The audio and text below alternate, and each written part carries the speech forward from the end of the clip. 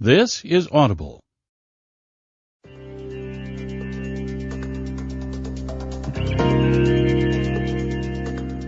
Welcome to The 21 Irrefutable Laws of Leadership by John C. Maxwell. Copyright 2007, published by Thomas Nelson.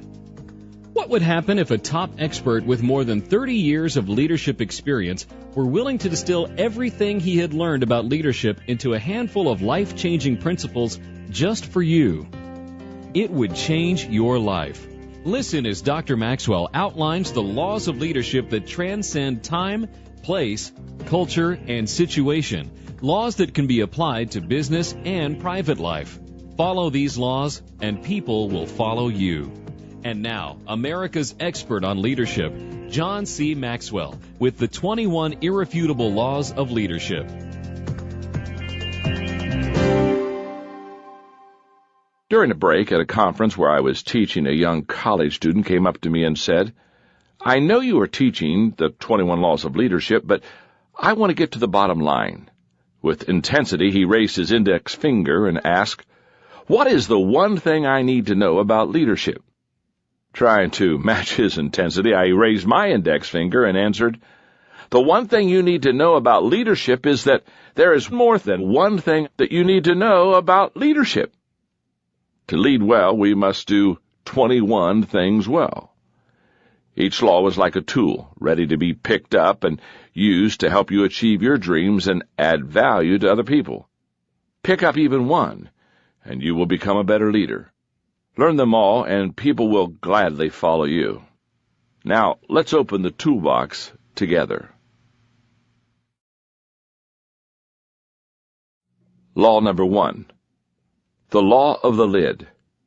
Leadership ability determines a person's level of effectiveness. Leadership ability is the lid that determines a person's level of effectiveness. The lower an individual's ability to lead, the lower the lid on his potential. The higher the individual's ability to lead, the higher the lid on his potential. Let me tell you a story that illustrates the law of the lid. In the 1930s, two young brothers named Dick and Maurice moved from New Hampshire to California in search of the American dream. After a while, their entrepreneurial spirit and interest in the entertainment industry prompted them to open a small drive-in restaurant in Pasadena, located just east of Glendale. Dick and Maurice's tiny drive-in restaurant was a great success, and in 1940 they decided to move the operation to San Bernardino, a working-class boomtown 50 miles east of Los Angeles. They built a larger facility and expanded their menu from hot dogs, fries, and shakes to include barbecue beef and pork sandwiches, hamburgers, and other items. Their business exploded. Annual sales reached $200,000, and the brothers found themselves splitting $50,000 in profits every year, a sum that put them in the town's financial elite. By the mid-1950s, annual revenue hit $350,000, and by then Dick and Maurice split net profits of about $100,000 each year. Who were these brothers? Back in those days, you could have found out by driving to their small restaurant on the corner of 14th and E Streets in San Bernardino. On the front of the small octagonal building hung a neon sign that said simply, "McDonald's Hamburgers."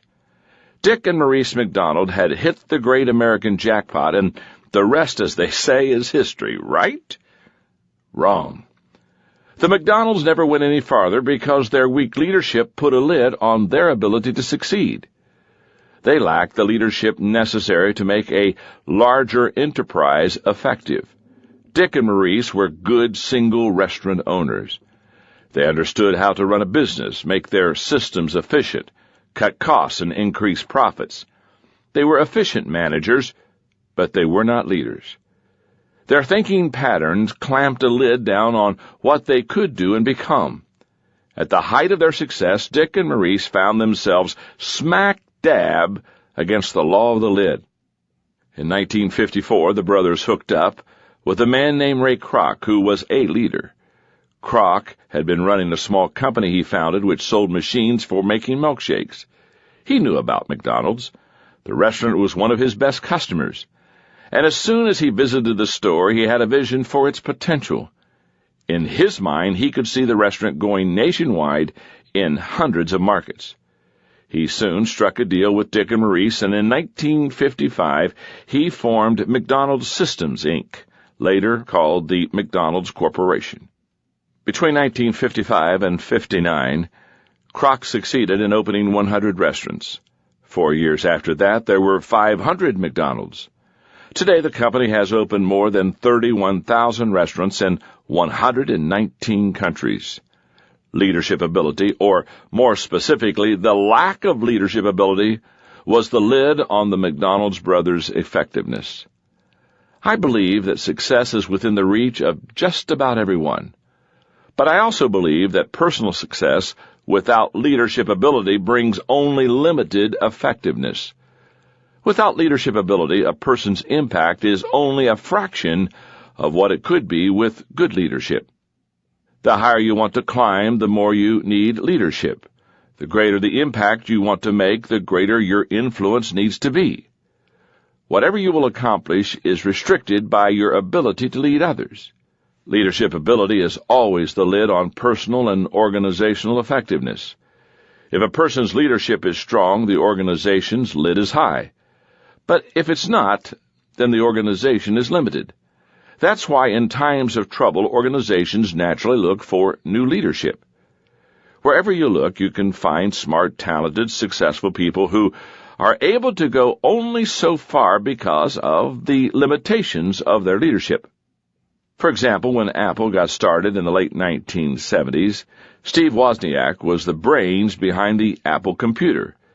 His leadership lid was low, but that was not the case for his partner, Steve Jobs.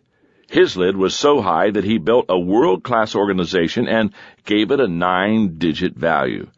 That's the impact of the law of the lid. In the 1980s, I met Don Stevenson, the chairman of Global Hospitality Resources, Inc. of San Diego, California, an international hospitality advisory and consulting firm. Over lunch, I asked him about his organization. Today, he primarily does consulting, but back then, his company took over the management of hotels and resorts that weren't doing well financially. His company oversaw many excellent facilities such as La Costa in Southern California. Don said that whenever his people went into an organization to take it over, they always started by doing two things. First, they trained all the staff to improve their level of service to the customers, and second, they fired the leader. When he told me that, I was surprised. "You always fire him?" I asked. "Every time?" "That's right, every time," he said. "Don't you talk to the person first to check him out to see if he's a good leader?" I said. "No," he answered. "If he'd been a good leader, the organization wouldn't be in the mess that it's in." And I thought to myself, of course, it's the law of the lid. To reach the highest level of effectiveness, you have to raise the lid one way or the other. Law number 2, the law of influence. The true measure of leadership is influence, nothing more, nothing less. What do leaders look like?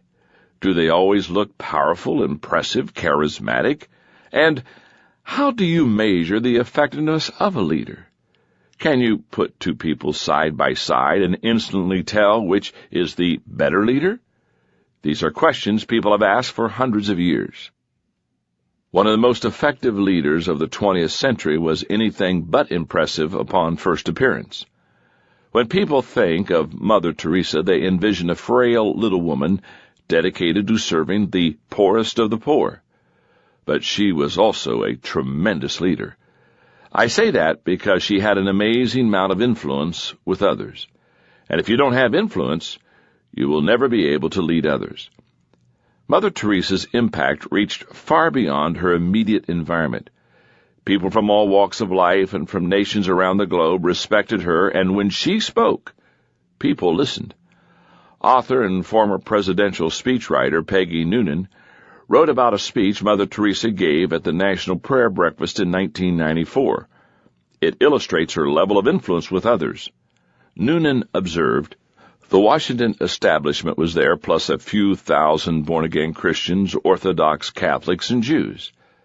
Mother Teresa spoke of God, of love, of families. She said we must love one another and care for one another. There were great purrs of agreement. But as the speech continued, it became more pointed. She spoke of unhappy parents in old people's homes who are hurt because they are forgotten.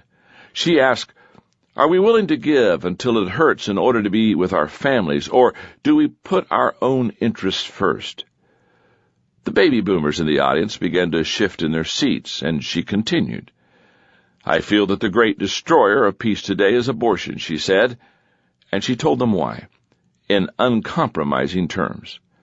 For about 1.3 seconds there was a silence, then applause swept the room. But not everyone clapped. The President and First Lady, Bill and Hillary Clinton, the Vice President and Mrs. Gore, looked like seated statues at Madame Tussauds, moving not a muscle. Mother Teresa didn't stop there either. When she was finished, there was almost no one she hadn't offended. At that time, if just about any other person in the world had made those statements, people's reactions would have been openly hostile. They would have booed, jeered, or stormed out. But the speaker was Mother Teresa. She was a real leader, and when the real leader speaks, people listen. Leadership is influence. Nothing more, nothing less. Leadership is often misunderstood. When people hear that someone has an impressive title or an assigned leadership position, they assume that individual to be a leader. Sometimes that's true, but titles don't have much value when it comes to leading. True leadership cannot be awarded, appointed, or assigned. It comes only from influence, and that cannot be mandated. It must be earned. The only thing a title can buy is a little time, either to increase your level of influence with others or to undermine it. There are plenty of misconceptions and myths that people embrace about leaders and leadership. Here are some of the common ones.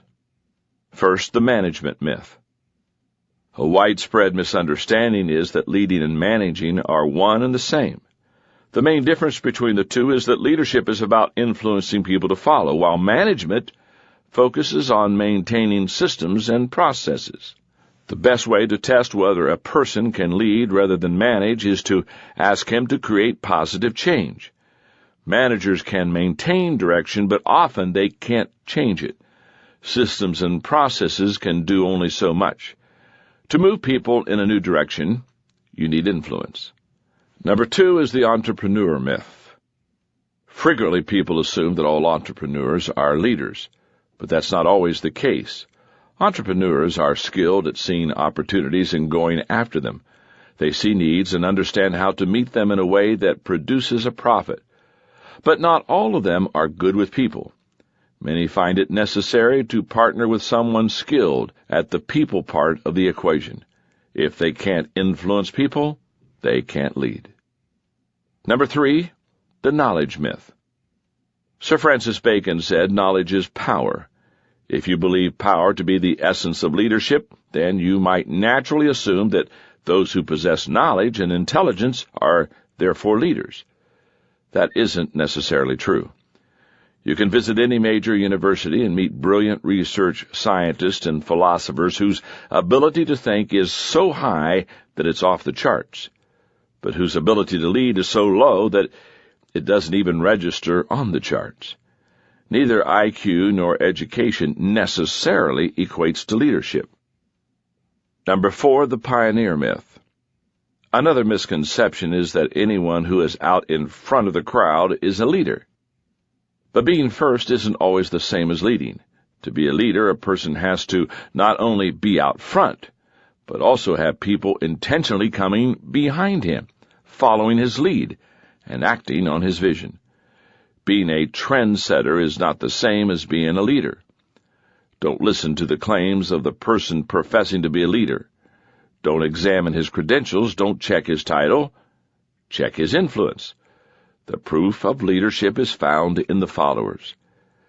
I personally learned the law of influence when I accepted my first job out of college. I went in with all the right credentials. I had the proper college degree. I had a great deal of insight into the work because of the training given to me by my father. I possessed the position and the title of leader in the organization. It made for a good-looking resume, but it didn't make me the real leader. At my first board meeting, I quickly found out who the real leader was, a farmer named Claude. When he spoke, people listened. When he made a suggestion, people respected it. When he led, others followed. If I wanted to make an impact, I would have to influence Claude. He, in turn, would influence everybody else. It was the law of influence at work. That being the case, why do some people emerge as leaders while others can't influence people, no matter how hard they try? I believe that several factors come into play. Character, who they are. True leadership always begins with the inner person. That's why someone like Billy Graham is able to draw more and more followers to him as time goes by. People can sense the depth of his character. Relationships, who they know. You're a leader only if you have followers, and that always requires the development of relationships. The deeper the relationships, the stronger the potential for leadership. In my career, each time I entered a new leadership position, I immediately started building relationships. Building off of the right kinds of relationships with the right people, and you can become the real leader in an organization. Knowledge, what they know. Information is vital to a leader. You need a grasp of the facts, an understanding of dynamic factors and timing, and a vision for the future. Knowledge alone won't make someone a leader, but without knowledge, no one can become one. Whenever I was new in an organization, I always spent a lot of time doing homework before I tried to take the lead. Intuition, what they feel. Leadership requires more than just a command of data. It demands an ability to deal with numerous intangibles. In fact, that is often one of the main differences between managers and leaders. Leaders seek to recognize and influence intangibles such as energy, morale, timing, and momentum. Experience, where they've been. The greater the challenge you've faced as a leader in the past, the more likely followers are to give you a chance in the present. Experience doesn't guarantee credibility, but gives you a chance to prove that you are capable. Past successes, what they've done. Nothing speaks to followers like a good track record. Ability, what they can do. The bottom line for followers is what a leader is capable of. They want to know whether that person can lead the team to victory. Ultimately, that's the reason people will listen to you and acknowledge you as their leader. As soon as they no longer believe you can deliver, they will stop listening and following. I love the leadership proverb that says, "He who thinks he leads but has no followers is only taking a walk." If you can't influence people, then they will not follow you. And if people won't follow, you are not a leader. That's the law of influence.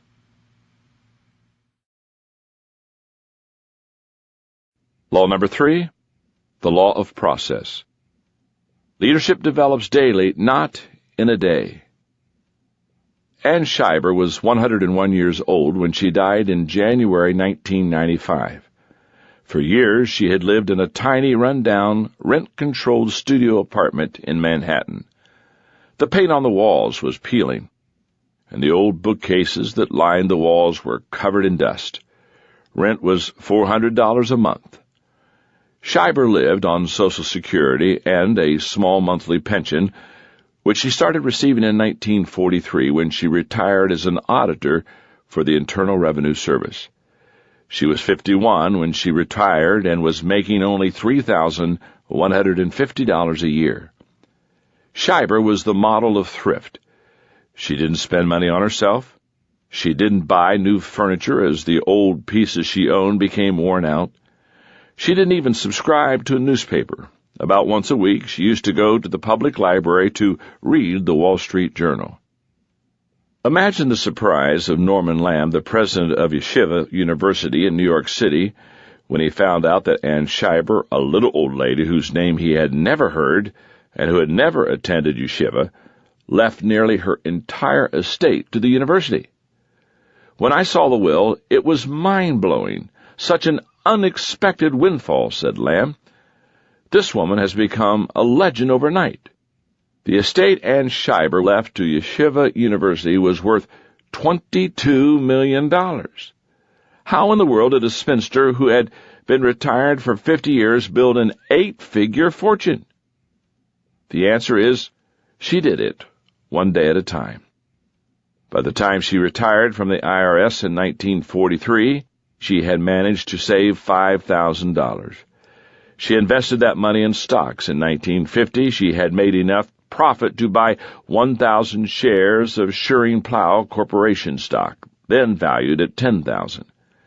And she held on to that stock, letting its value build. By the time she died, those original shares split enough times to produce 128,000 shares worth $7.5 million. When it came to finances, Schreiber understood and applied the law of process. Becoming a leader is a lot like investing successfully in the stock market.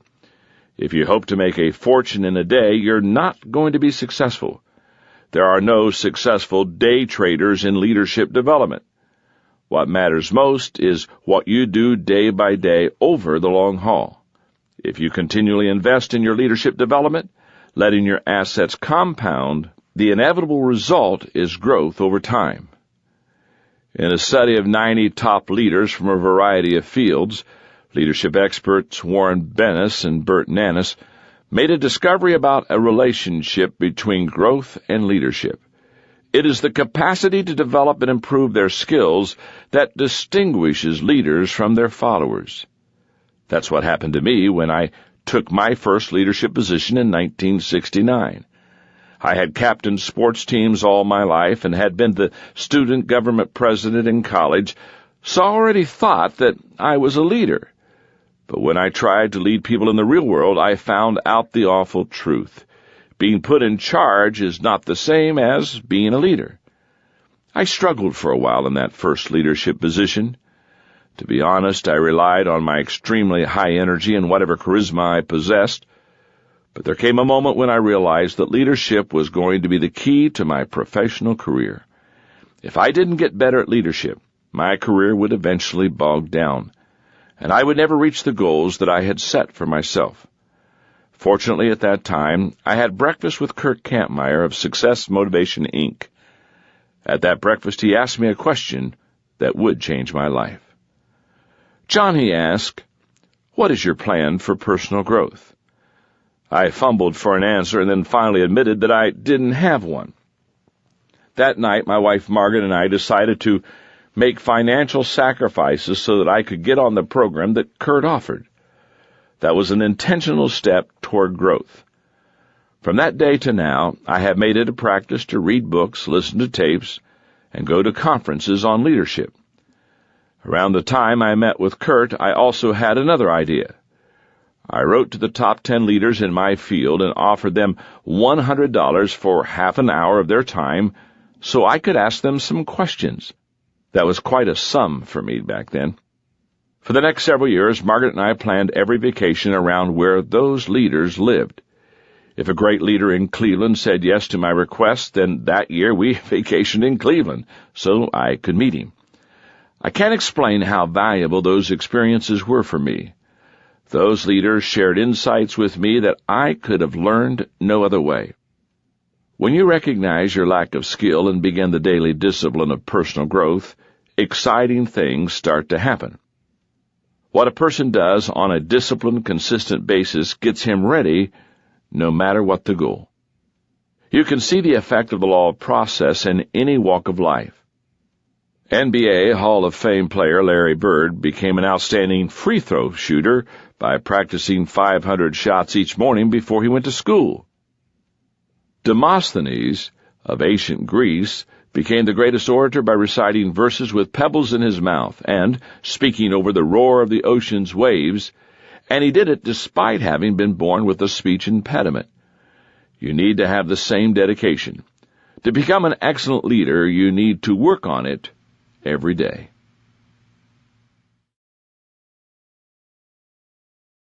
Law number 4, the law of navigation.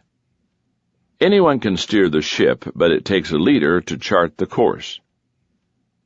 In 1911, 2 groups of explorers set off on an incredible mission. Though they used different strategies and routes, the leaders of the teams had the very same goal: to be the first in history to reach the South Pole.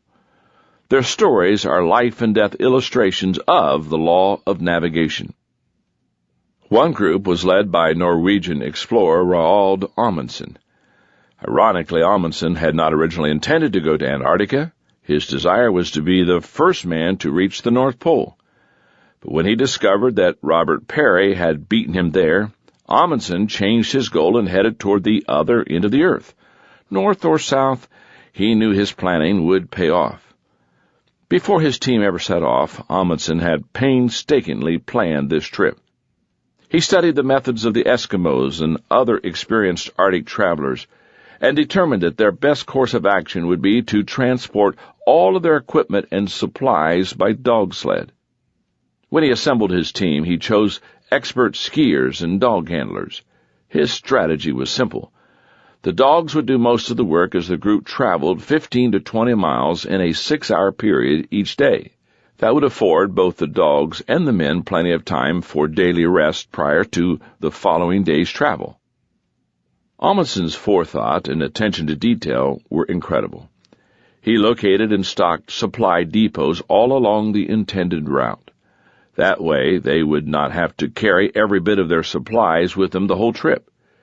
He also equipped his people with the best gear possible. Amundsen had carefully considered every possible aspect of the journey, thought it through, and planned accordingly.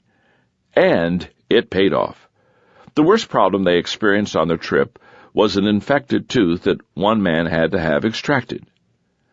The other team of people was led by Robert Falcon Scott, a British naval officer who had previously done some exploring in the Antarctic area. Scott's expedition was the antithesis of Amundsen's. Instead of using dog sleds, Scott decided to use motorized sledges and ponies. Their problems began when the motors on the sledges stopped working only 5 days into the trip. The ponies didn't fare well either in those frigid temperatures. When they reached the foot of the Transantarctic Mountains, all of the poor animals had to be killed. As a result, the team members themselves ended up hauling the 200-pound sledges. Scott hadn't given enough attention to the team's other equipment either.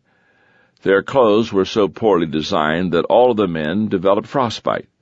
One team member required an hour every morning just to get his boots onto his swollen, gangrenous feet.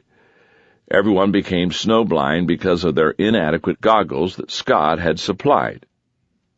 On top of everything else, the team was always low on food and water. That was also due to Scott's poor planning. The depots of supplies Scott established were inadequately stocked, too far apart, and often poorly marked, which made them very difficult to find. Because they were continually low on fuel to melt snow, everyone became dehydrated. Making things even worse was Scott's last-minute decision to take along a 5th man, even though they had prepared enough supplies for only 4. After covering a grueling 800 miles in 10 weeks, Scott's exhausted group finally arrived at the South Pole on January 17, 1912. There they found the Norwegian flag flapping in the wind and a letter from Amundsen. The other well-led team had beaten them to their goal by more than a month.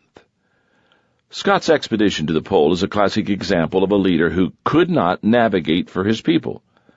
But the trek back was even worse. Scott and his men were starving and suffering from scurvy, yet Scott, unable to navigate to the very end, was oblivious to their plight. With time running out and the food supply desperately low, Scott insisted that they collect 30 pounds of geological specimens to take back, more weight to be carried by the worn-out men. The group's progress became slower and slower. One member of the party sank into a stupor and died. Another, Lawrence Oates, a former Army officer who had originally been brought along to care for the ponies, had frostbite so severe that he had trouble doing anything. Because he believed that he was endangering the team's survival, he purposely walked out into a blizzard to keep from hindering the group. Before he left the tent and headed into the storm, he said, "I'm just going outside. I may be some time." Scott and his final 2 team members made it only a little further north before giving up.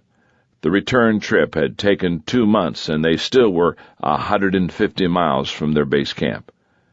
There they died. We know their story only because they spent their last hours updating their diaries. Some of Scott's last words were these: "We shall die like gentlemen. I think this will show that the spirit of pluck and power to endure has not passed out of our race." Scott had the courage, but not the leadership. Because he was unable to live by the law of navigation, he and his companions died by it.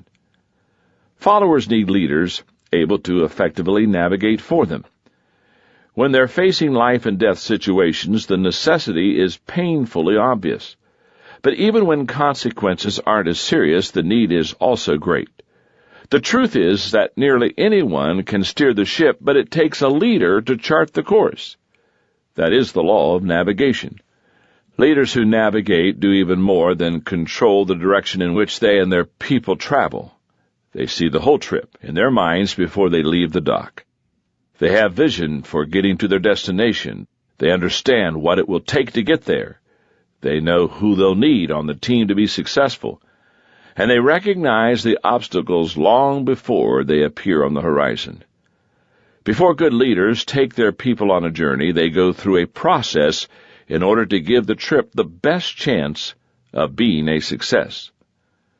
Navigators draw on past experience.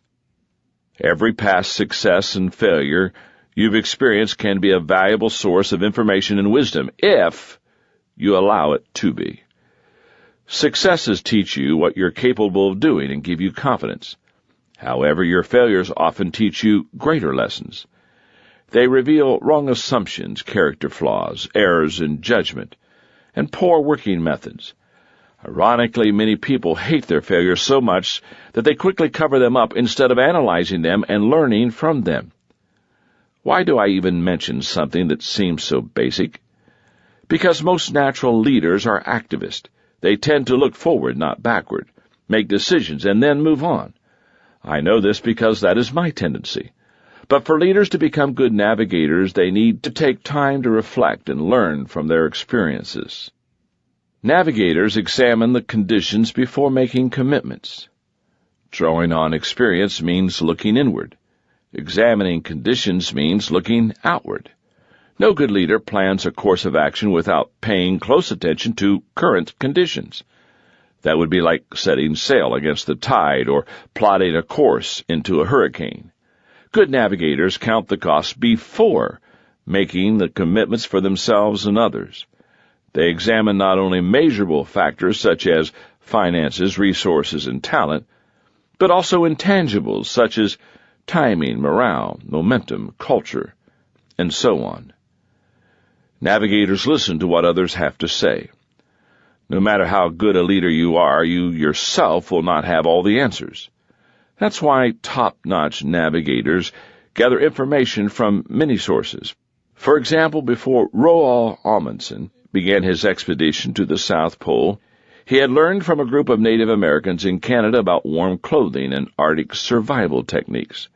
Those skills and practices meant the difference between failure and success for his team in Antarctica. Navigators make sure their conclusions represent both faith and fact. Being able to navigate for others requires a leader to possess a positive attitude. You've got to have faith that you can take your people all the way. If you can't confidently make the trip in your mind, you're not going to be able to take it in real life. On the other hand, you have to be able to see the facts realistically. You can't minimize obstacles or rationalize your challenges and still lead effectively. If you don't go in with your eyes wide open, you're going to get blindsided. When you prepare well, you convey confidence and trust to people. Lack of preparation has the opposite effect. In the end, it's not the size of the project that determines its acceptance, support, and success.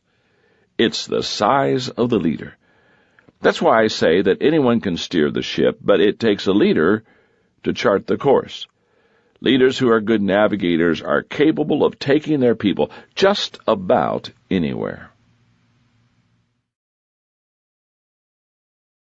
Number 5, the law of addition.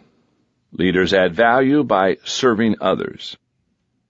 In a world where many political leaders enjoy their power and prestige, and where CEOs of large corporations make astronomical incomes, work and live in luxury, and appear to be most concerned with what's in it for them, Jim Sinegal is an oddity. Sinegal is the co-founder and CEO of Costco, the 4th largest retailer in the United States and the 9th largest in the world.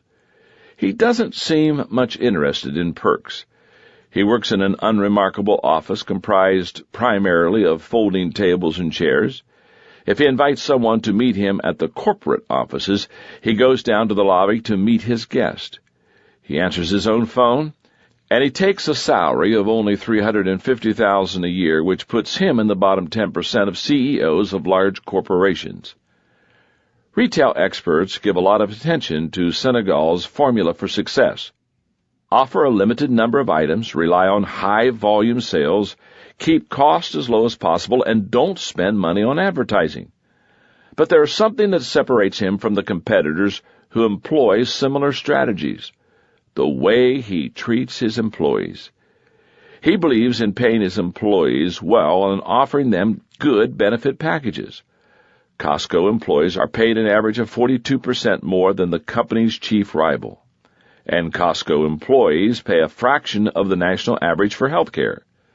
Sinegal believes that if you pay people well, you get good people and good productivity. You also get employee loyalty. Costco has by far the lowest employee turnover rate in all of retailing. But Sinegal's leadership style of adding value doesn't end with employee compensation. He goes out of his way to show Costco workers that he cares about them. He maintains an open-door policy with everyone. He wears an employee name tag, is on a first-name basis with everyone, and makes sure to visit every single Costco store at least once a year. No manager and no staff in any business feels very good if the boss is not interested enough to come and see them, says Sinegal. And when he shows up, his people are always glad to see him. The employees know that I want to say hello to them because I like them. Sinegal goes out of his way to show his people that he cares. He once flew from Texas to the San Francisco area when he heard that a Costco executive was hospitalized for emergency surgery. It came as no surprise to the executive.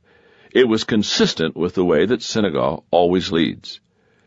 When it comes down to it, Sinegal is more focused on adding value to people by serving them than on serving himself or making himself richer with an exorbitant salary. He lives by the law of addition. I just think that if you're going to try to run an organization that's very cost-conscious, then you can't have those disparities. Having an individual who is making 100 or 200 or 300 times more than the average person working on the floor is wrong. Sinegal sums it up this way: this is not altruistic. This is good business. He could also say it's good leadership. Many people view leadership the same way they view success, hoping to go as far as they can to climb the ladder to achieve the highest position possible for their talent. But contrary to conventional thinking, I believe the bottom line in leadership isn't how far we advance ourselves, but how far we advance others. That is achieved by serving others and adding value to their lives. The interaction between every leader and follower is a relationship, and all relationships either add to or subtract from a person's life. If you are a leader, then trust me, you are having either a positive or negative impact on the people you lead. How can you tell? There is one critical question. Are you making things better for the people who follow you? That's it. If you cannot answer with an unhesitant yes, and give some evidence that backs it up, then you may very well be a subtractor. Often subtractors don't realize that they are subtracting from others. I would say that 90% of all people who subtract from others do so unintentionally. They don't recognize their negative impact on others, and when a leader is a subtractor and doesn't change his ways, it's only a matter of time before his impact on others goes from subtraction to division. In contrast, 90% of all the people who add value to others do so intentionally. Why do I say that? Because human beings are naturally selfish. I'm selfish. Being an adder requires me to get out of my comfort zone every day and think about adding value to others. But that's what it takes to be a leader whom others want to follow. Do that long enough, and you not only add value to others, you begin to multiply it. The people who make the greatest difference seem to understand this. If you think about some of the people who have won the Nobel Peace Prize, for example, Albert Schweitzer, Martin Luther King Jr., Mother Teresa, and Bishop Desmond Tutu, you see leaders who were less interested in their position and more interested in their positive impact on others. If you read their writings, or more important, study their lives, you notice that they wanted to make things better for others, to add value to people's lives. They didn't set out to receive the Nobel Prize.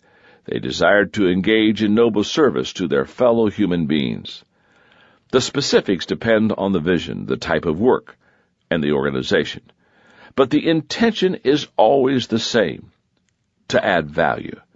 When you add value to people, you lift them up, help them advance, make them part of something bigger than themselves, and assist them in becoming who they were made to be. Often their leader is the only person able to help them to do those things. Darrell Hartley Leonard, who retired as chairman of the board of Hyatt Hotels Corporation and is currently chairman and chief executive officer of Production Group International, says, "When a person moves into a position of authority, he or she gives up the right to abuse people." I believe that is true. But that is only the beginning of good leadership. Effective leaders go beyond not harming others, and they intentionally help others. To do that, they must value people and demonstrate that they care in such a way that their followers know it. The whole idea of adding value to other people depends on the idea that you have something of value to add. You can't give what you do not possess. What do you have to give others? Can you teach skills? Can you give opportunities? Can you give insight and perspective gained through experience? The more you continue to pursue personal growth, the more you will continue to have to offer. As leaders, how do we know and relate to what our people value? We listen. Inexperienced leaders are quick to lead before knowing anything about the people they intend to lead. But mature leaders listen, learn, and then lead. They listen to their people's stories. They find out about their hopes and dreams. They become acquainted with their aspirations. And they pay attention to their emotions. From those things, they learn about their people. They discover what is valuable to them, and then they lead based upon what they have learned. When you do that, everyone wins: the organization, the leader, and the followers. I believe that God desires us not only to treat people with respect, but also to actively reach out to them and serve them. When I moved my companies and my family to Atlanta in 1997, it wasn't long before I received a call from Dan Cathy, the president of Chick-fil-A, the privately held national restaurant chain. He had a question for me. "John, how can we help you and your organization?" What I discovered as I got to know Dan, Truett Cathy, his father and founder of Chick-fil-A, and their entire organization, is that an attitude of service pervades everything they do. In 2005, when I hosted Exchange, a weekend leadership growth experience for executives, I took the participants to Chick-fil-A's headquarters south of Atlanta. Everyone got to see the company's operations, meet Truett Cathy, and hear Dan Cathy speak about the organization. He shared many eye-opening comments that revealed their dedication to service and adding value to their employees and customers. For example, Dan was preparing that day to camp out with customers for the 19th time on the eve of a new restaurant opening. He said that he had gotten to know customers and their desires in a way he never could before he had started that practice. If you desire to add value by serving others, you will begin to become a better leader, and your people will achieve more, develop more loyalty, and have a better time getting things done than you ever thought possible. That is the power of the law of addition. Law number 6, the law of solid ground. Trust is the foundation of leadership. How important is trust for a leader? It is the most important thing. Trust is the foundation of leadership. It is the glue that holds an organization together. Leaders cannot repeatedly break trust with people and continue to influence them. It just doesn't happen. As a nation, we have seen our trust in leaders go up and down during the last several decades. Watergate certainly took its toll on the American people's confidence in leadership. Trust in President Richard Nixon became so low that he had no choice but to resign. He lost his ability to influence. Bill Clinton was a remarkably gifted leader, but questions of trust undermined his leadership. The corporate scandals of the 1990s shook people's confidence in business leadership. Reports of sexual harassment at the military academies undermined confidence in leadership in the armed services. And the incidents of abuse in the Catholic Church disillusioned many people with its leadership. Leaders cannot lose trust and continue to influence others. Trust is the foundation of leadership. That's the law of solid ground. Trust is like change in a leader's pocket. Each time you make a good leadership decision, you earn more change. Each time you make poor decisions, you pay out some of your change to the people. All leaders have a certain amount of change in their pocket when they start in their new leadership position. Whatever they do either builds up their change or depletes it. If leaders make one bad decision after another, they keep paying out change. Then one day, after making one last bad decision, they suddenly and irreparably run out of change. It doesn't even matter if that last blunder was big or small. At that point, it's too late. When you're out of change, you're out as the leader. In contrast, leaders who keep making good decisions and keep recording wins for their organization build up change. Then, even if they make a huge blunder, they still have plenty of change left over. How does a leader build trust? By consistently exemplifying competence, connection, and character. People will forgive occasional mistakes based on ability, especially if they can see that you're still growing as a leader. And they will give you some time to connect, but they won't trust someone who has slips in his character. In that area, even occasional lapses are lethal. Whenever you lead people, it's as if they consent to take a journey with you. The way that trip is going to turn out is predicted by your character. With good character, the longer the trip is, the better it seems. But if your character is flawed, the longer the trip is, the worse it gets. Why? Because no one enjoys spending time with someone he doesn't trust. A person's character quickly communicates many things to others. Here are the most important ones. Character communicates consistency. Leaders without inner strength can't be counted on day after day because their ability to perform changes constantly. If your people don't know what to expect from you as a leader, at some point they won't look to you for leadership. Character communicates potential. Weak character is limiting. Who do you think has the greatest potential to achieve great dreams and have a positive impact on others? Someone who is honest, disciplined, and hardworking, or someone who is deceitful, impulsive, and lazy? It sounds obvious when it's phrased that way, doesn't it? Poor character is like a time bomb ticking away. It's only a matter of time before it blows up a person's ability to perform and the capacity to lead. Why? Because people with weak character are not trustworthy, and trust is the foundation of leadership. Character communicates respect. When you don't have character within, you can't earn respect without. And respect is absolutely essential for lasting leadership. How do leaders earn respect? by making sound decisions, by admitting their mistakes, and by putting what's best for their followers and the organization ahead of their personal agendas. I mentioned Watergate and the various public scandals that have undermined the public's confidence in leaders during the last 30 years. But the event that I believe began to erode the public's faith in the nation's leaders and develop strong skepticism in the country was the war in Vietnam. The actions taken by members of the Johnson administration, the mistakes made by Robert McNamara, and their unwillingness to face and admit those mistakes broke trust with the American people. They violated the law of solid ground, and the United States has been suffering from the repercussions ever since. If you experienced those war years, you may be surprised to know that in the beginning, American support for the war was very strong, even as the number of troops being sent overseas rapidly increased and the casualties mounted. By 1966, more than 200,000 Americans had been sent to Vietnam, yet two-thirds of all Americans surveyed by Lewis Harris believed that Vietnam was the place where the United States should stand and fight communism. And most people expressed the belief that the United States should stay until the fight was finished. But support eventually eroded. The Vietnam War was being handled very badly. On top of that, our leaders continued the war even after they realized that we couldn't win. But the worst mistake of all was that McNamara and President Johnson weren't honest with the American people about it. And because trust is the foundation of leadership, it ultimately destroyed the administration's leadership.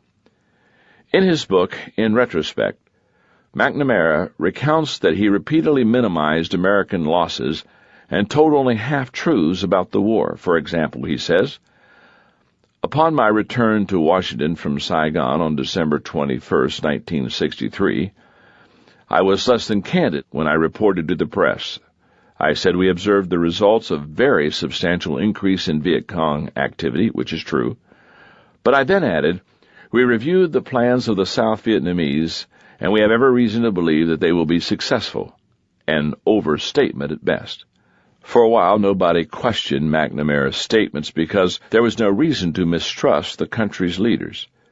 But in time, people recognized that his words and the facts weren't matching up. And that's when the American public began to lose faith.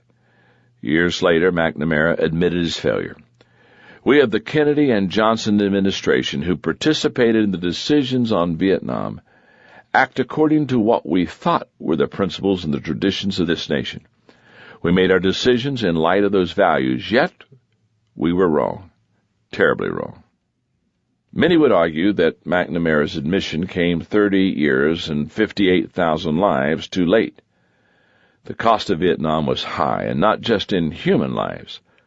As the American people's trust in their leaders deteriorated, so did their willingness to follow them.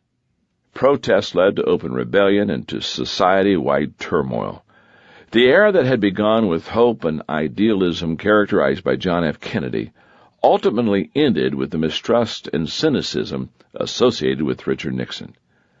Whenever a leader breaks the law of solid ground, he pays a price in his leadership. McNamara and President Johnson lost the trust of the American people, and their ability to lead suffered as a result. Eventually, McNamara resigned as Secretary of Defense. Johnson, the consummate politician, recognized his weakened position, and he didn't run for re-election. But the repercussions of broken trust didn't end there. The American people's distrust for politicians has continued to this day. No leader can break trust with his people and expect to keep influencing them. Trust is the foundation of leadership. Violate the law of solid ground, and you diminish your influence as a leader. Law number 7. The law of respect. People naturally follow leaders stronger than themselves. If you had seen her, your first reaction might not have been respect. She wasn't a very impressive-looking woman, just a little over 5 feet tall, in her late 30s, with dark brown weathered skin. She couldn't read or write. The clothes she wore were coarse and worn. When she smiled, she revealed that her 2 top front teeth were missing. Her employment was erratic. Most of the time she took domestic jobs in small hotels, scrubbing floors, making up rooms, and cooking. But just about every spring and fall she would disappear from her place of employment, come back broke, and work again to scrape together what little money she could. When she was present on the job, she worked hard and seemed physically tough. But she also was known to suddenly fall asleep, sometimes in the middle of a conversation. She attributed her affliction to a blow in the head that she had taken during a teenage fight. Who would respect a woman like that? The answer is more than 300 slaves who followed her to freedom out of the South. They recognized and respected her leadership. So did just about every abolitionist in New England. The year was 1857. The woman's name was Harriet Tubman. Tubman started life as a slave. She was born in 1820 and grew up in the farmland of Maryland. When she was 13, she received the blow to her head that troubled her all of her life. She was in a store, and a white overseer demanded her assistance so that he could beat an escaping slave. When she refused and blocked the overseer's way, the man threw a 2-pound weight that hit Tubman in the head. She nearly died, and her recovery took months. At age 24, she married John Tubman, a free black man. But when she talked to him about escaping to freedom in the North, he wouldn't hear of it. He said that if she tried to leave, he'd turn her in. When she resolved to take her chances and go north in 1849, she did so alone, without a word to him. Though free herself, she vowed to return to Maryland and bring her family out. In 1850, she made her first return trip as an Underground Railroad conductor, someone who retrieved and guided out slaves with the assistance of sympathizers along the way. Each summer and winter, Tubman worked as a domestic, scraping together the funds she needed to make the return trips to the South. And every spring and fall, she risked her life by going south and returning with more people. She was fearless, and her leadership was unshakable. Hers was an extremely dangerous work, and when people in her charge wavered or had second thoughts, she was strong as steel. Tubman knew that escaped slaves who returned would be beaten and tortured until they gave information about those who had helped them. So she never allowed any people that she was guiding to give up. "Dead folks tell no tales," she would say to a faint-hearted slave as she put a loaded pistol to his head. "You go on or die." Between 1850 and 1860, Harriet Tubman guided out more than 300 people, including many of her family members. She made 19 trips in all and was very proud of the fact that she never once lost a single person under her care. At the time, Southern whites put a $12,000 price on her head, a fortune. Southern blacks simply called her Moses. By the start of the Civil War, she had brought more people out of slavery than any other American in history, black or white, male or female. Harriet Tubman would appear to be an unlikely candidate for leadership because the deck was certainly stacked against her. She was uneducated. She began life as a slave. She lived in a culture that didn't respect African Americans, and she labored in a country where women didn't have the right to vote yet. Despite her circumstances, she became an incredible leader. The reason is simple. People naturally follow leaders stronger than themselves. Everyone who came in contact with her recognized her strong leadership ability and felt compelled to follow her. That's how the law of respect works. People don't follow others by accident. They follow individuals whose leadership they respect.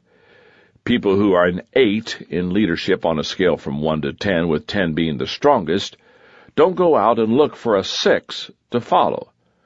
They naturally follow a 9 or a 10. The less skilled follow the more highly skilled and gifted. Occasionally a strong leader may choose to follow someone weaker than himself, but when that happens, it's for a reason. For example, the stronger leader may do it out of respect for the person's office or past accomplishments, or he may be following the chain of command. In general, though, followers are attracted to people who are better leaders than themselves. That is the law of respect. When people get together for the first time in a group, consider what happens. As they start interacting, the leaders in the group immediately take charge. They think in terms of the direction they desire to go and who they want to take with them. At first, people may make tentative moves in many different directions, but after the people get to know one another, it doesn't take long for them to recognize the strongest leaders and to start following them. What causes one person to respect and follow another? Is it because of the qualities of a leader? Is it due to a process the leader and follower engage in? Does it occur because of the circumstances? I believe all of those factors can come into play. Based on my observations and personal experience, here are the top 5 ways that leaders gain others' respect. Number 1, natural leadership ability. Some people are born with greater skills and ability to lead than others. All leaders are not created equal. If you possess natural leadership ability, people will want to follow you. They will want to be around you. They will listen to you. However, one of the greatest potential pitfalls for natural leaders is relying on talent alone. Number 2, respect for others. Dictators and other autocratic leaders rely on violence and intimidation to get people to do what they want. That's not really leadership. In contrast, good leaders rely on respect. They understand that all leadership is voluntary. When leaders show respect for others, especially for people who have less power or a lower position than theirs, they gain respect from others. And people want to follow people they respect greatly. Number 3, courage. One thing that caused everyone to respect Harriet Tubman so much was her tremendous courage. She was determined that she was going to succeed or she was going to die trying. She didn't care about the danger. Her mission was clear, and she was absolutely fearless. Good leaders do what's right, even at the risk of failure, in the face of great danger and under the brunt of relentless criticism. Number 4, success. Success is very attractive. People are naturally drawn to it. People respect others' accomplishments. And it's hard to argue with a good track record. When leaders are successful in their own endeavors, people respect them. When they succeed in leading the team to victory, then followers believe they can do it again. As a result, followers follow them because they want to be part of success in the future. Number 5, loyalty. We live in an era of free agency. Professional athletes hop from team to team looking for the best deal. CEOs negotiate ridiculously high financial packages and then bail out as millionaires when things go wrong. The average worker, according to one source, will change occupations 10 times by the time he reaches age 36. In a culture of constant change, turnover, and transition, loyalty is an asset. When leaders stick with the team until the job is done, remain loyal to the organization when the going gets tough, and look out for the followers even when it hurts them, followers respect them and their actions. If you want to measure how much respect you have as a leader, the first thing you should do is to look at who you attract. The second thing you should do is to see how your people respond when you ask for commitment or change. When leaders are respected and they ask for commitment, their people step up and sign up. They are ready to take risk, charge the hill, put in long hours, or do whatever else is necessary to get the job done. Likewise, when respected leaders ask for change, followers are willing to embrace it. But when leaders who are not respected ask for commitment or change, people doubt, they question, they make excuses, or they simply walk away. It's very hard for a leader who hasn't earned respect to get other people to follow.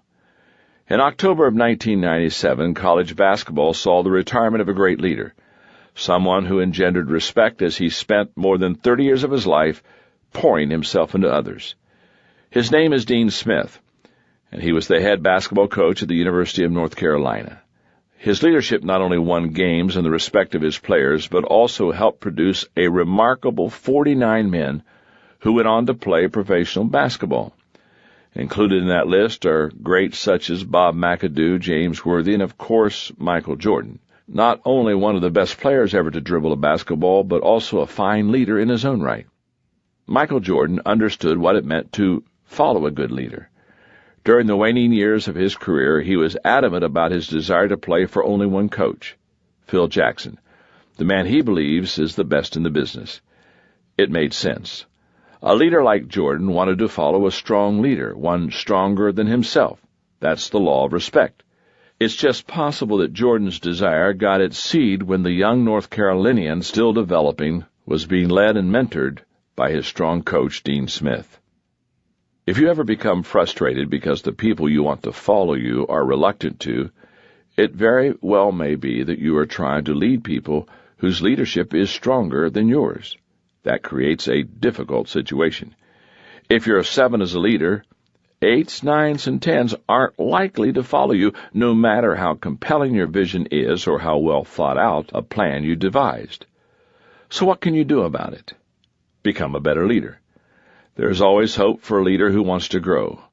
People who are naturally a 7 may never become a 10, but they can become a 9. There's always room to grow. And the more you grow, the better the people you will attract. Why? Because people naturally follow leaders stronger than themselves. Law number 8, the law of intuition. Leaders evaluate everything with a leadership bias. Because I'm a communicator and do a lot of public speaking, people occasionally want to hear from my wife, Margaret, and she gets invited to speak at an event. As the date approaches, Margaret works on her presentation and puts together her notes, but we inevitably end up having a conversation something like this. "John, how do you think I should start?" she asks. "It depends," I answer. That's not much help. "Margaret, I'm not trying to be difficult. Every speaking situation is different." "Okay, but what would you do?" "Well, I'd go out and talk to many of the attendees before the event started, to try to get a feel for who they are, just check out the room. And I'd listen to what the host said and to the people who spoke before me to get an idea if I should play off something they said that happened earlier. I'd find a way to really connect with the audience." "That doesn't help me," she answers in frustration. To be honest, her questions frustrate me as much as my answers frustrate her. I have a hard time explaining what I would do because communication is intuitive for me. It's one of my greatest strengths. Now, I'm not picking on Margaret. She's more highly talented than I am in so many areas. To give you an idea, when I'm getting ready to speak at an event, and I'm trying to pick out my clothes, I'm worthless. One of two things usually happens. I stand in the closet, paralyzed and drooling, totally incapable of figuring out what goes together, or I pick something out, put it on, go into the bedroom, and Margaret says, "Oh, John, you're not going to wear that, are you?" Of course not," I answer. "What do you think I should wear?" At that, Margaret strolls into the closet and looks around for about 2 seconds. "I haven't seen you in this jacket yet, so how about this?" she says as she starts grabbing things, "and if you wear this shirt, this tie, it will really pop." As she picks the slacks, I try to be helpful and pick out shoes. "No, you can't wear those shoes with this," she says. "Here, wear these with this belt." When I'm at the event, I hear compliments about how I'm dressed, so when I return home, I hang the whole outfit together in the closet because I know it goes together. Then the next time I get ready to leave for a speaking engagement, I put it on and walk confidently in the bedroom. Margaret says, "You can't wear that again," and off we go through the whole routine one more time. You see, people born with natural leadership ability are especially strong in the area of leadership intuition. Others have to work hard to develop and hone it. But either way, intuition comes from two things: the combination of natural ability, which comes in a person's areas of strength, and learned skills. It is an informed intuition, and it causes leadership issues to jump out to a leader in a way that they don't with others. I regard leadership intuition as the ability of a leader to read what's going on. For that reason, I say that leaders are readers. Leaders are readers of their situation. In all kinds of circumstances, leaders pick up on details that might elude others. They tune in to leadership dynamics. Many leaders describe this as an ability to smell things in their organization. They can sense people's attitudes. They are able to detect the chemistry of a team. They can tell when things are humming and when they're winding down or getting ready to grind to a halt. They don't need to sift through stats, read reports, or examine a balance sheet. They know the situation before they have all the facts. That is a result of their leadership intuition. Leaders are readers of trends.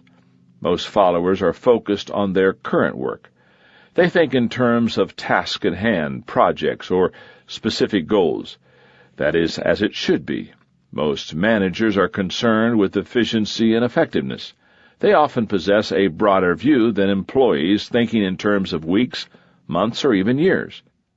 But leaders take an even broader view. They look years, even decades ahead. Their intuition tells them that something is happening, that conditions are changing, and that trouble or opportunity is coming. Leaders must always be a few steps ahead of their best people, or they're not really leading.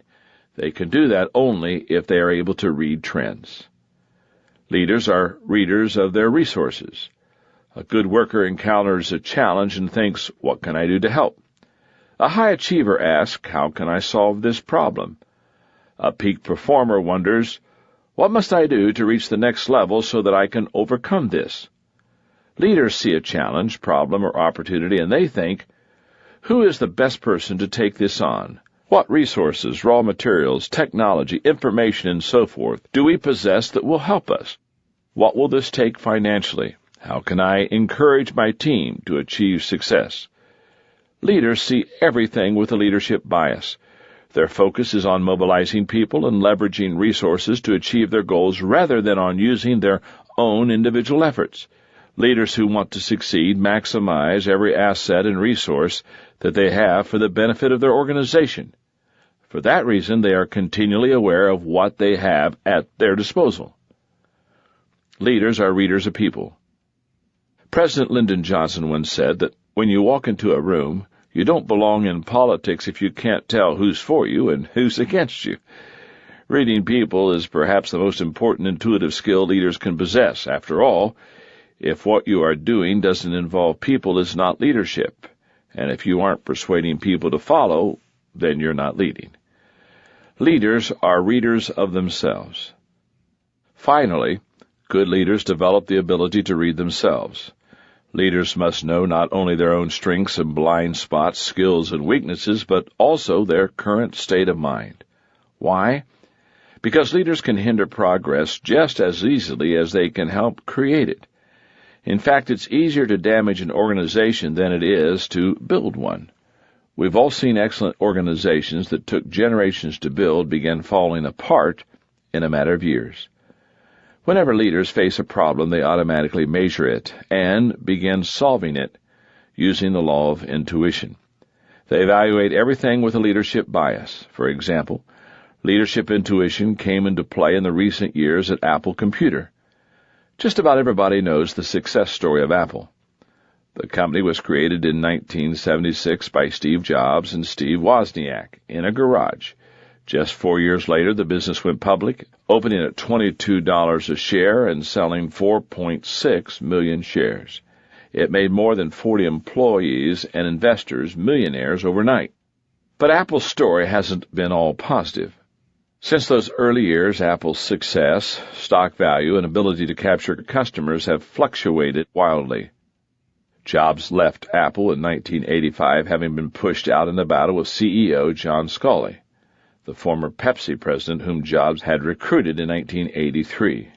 Sculley was followed by Michael Spindler in 1993 and then Gilbert Amelio in 1996. None of them was able to reestablish Apple's previous success. In its glory days, Apple had sold 14.6% of all personal computers in the United States.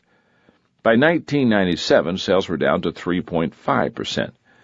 That was when Apple again looked to the leadership of its original founder, Steve Jobs, for help. The failing company believed he could save it. Jobs intuitively reviewed the situation, and immediately he took action.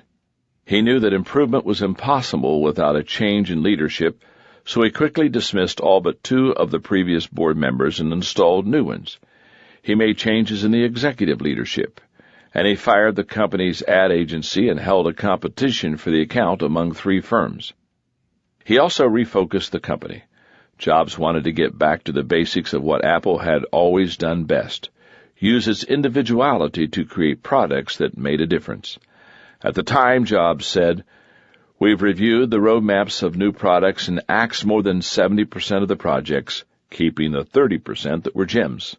Plus, we're adding new ones that are a whole new paradigm of looking at computers." None of those actions was especially surprising, but Jobs also did something that really showed the law of intuition in action. He read Apple's situation and made a leadership decision that went absolutely against the grain of Apple's previous thinking. It was an incredible, intuitive leadership leap. Jobs created a strategic alliance with the man whom Apple employees considered to be their arch-enemy, Bill Gates. Jobs explained, "I called Bill and said Microsoft and Apple should work more closely together, but we have this issue to resolve, this intellectual property dispute. Let's resolve it." They negotiated a deal quickly which settled Apple's lawsuit against Microsoft. Gates promised to pay off Apple and invest $150 million in non-voting stock. That cleared the way for future partnership and brought much-needed capital to the company. It was something only an intuitive leader would have done. Apple's stock value immediately went up 33%, and in time, Apple regained some of the prestige it had lost over the years. In 2001, Jobs made another leadership move based on his intuition. While other computer manufacturers were pursuing PDAs, he was looking at music. And when an independent contractor and hardware expert named Tony Fadell approached Apple with an idea for an MP3 player and a music sales company, Apple embraced it, even though several other companies had rejected it. Fadell was hired on, and they began working on what would eventually be known as the iPod. Jobs' involvement with the iPod is an indication of his leadership intuition. Ben Knowles, who was on the inside of the project, said, "The interesting thing about the iPod is that since it started, it had 100% of Steve Jobs' time. Not many projects get that. He was heavily involved in every single aspect of the project." Why did Jobs do that? Because his intuition as a leader made him understand the impact that the device could make. It was consistent with his vision for creating a digital lifestyle. Jobs has been right on. Sales have been phenomenal and have exceeded the company's computer sales. Apple was making a profit while other technology companies suffered. By spring of 2002, Apple had shipped more than 10 million units. By the end of 2005, Apple possessed 75% of the world's market for digital music players. Jobs' story is a reminder that leadership really is more art than science. The principles of leadership are constant, but the application changes with every leader and every situation. That's why it requires intuition. Without it, leaders get blindsided, and that's one of the worst things that can happen to a leader. If you want to lead long, lead well, and stay ahead of others, you've got to obey the law of intuition. Law number 9, the law of magnetism. Who you are is who you attract. Effective leaders are always on the lookout for good people. I think each of us carries around a mental list of what kind of people we would like to have in our organization or department. Think about it. Do you know who you're looking for right now? What is your profile of perfect employees? What qualities would they possess? Would you want them to be aggressive or entrepreneurial? Are you looking for leaders? Do you care whether they are in their 20s, 40s, or 60s? What will determine whether the people you want are the people you get, whether they will possess the qualities that you desire? You may be surprised by the answer. Believe it or not, who you attract is not determined by what you want. It's determined by who you are. In most situations, unless you take strong measures to counteract it, you draw people to you who possess the same qualities that you do. That's the law of magnetism. Who you are is who you attract. When I was a kid, my mother used to tell me that birds of a feather flock together. I thought that was a wise saying when I was spending time with my older brother Larry and playing ball. He was a good athlete, so I figured that made me one too. As I grew up, I think I instinctively recognized that good students spent time with good students, people who only wanted to play stuck together, and so on. But I don't think I really understood the impact of the law of magnetism until I moved to San Diego, California, and became the leader of the last church that I pastored. My predecessor at Skyline Church was Dr. Orville Butcher. He is a wonderful man with many admirable qualities. One of his best is his musicianship. He plays piano and has a beautiful Irish tenor voice even today in his 80s. At the time I arrived in 1981, Skyline had a solid reputation for fine music and was nationally known for its outstanding musical productions. In fact, the church was filled with talented musicians and vocalists. Why were there so many exceptional musicians at Skyline? The answer lies in the law of magnetism. People with musical talent were naturally attracted to Dr. Butcher. They respected him and understood him. They shared his motivation, his values. They were on the same page with him. Leaders helped to shape the culture of their organizations based on who they are and what they do. Music was valued. It was practiced and performed with excellence. It was used to reach out to the community. It was deeply ingrained in the culture of the organization. In contrast, I enjoy music, but I am not a musician. After I came on board at the church, the number of new musicians arriving at the church declined quickly. But do you know what kind of people started coming instead?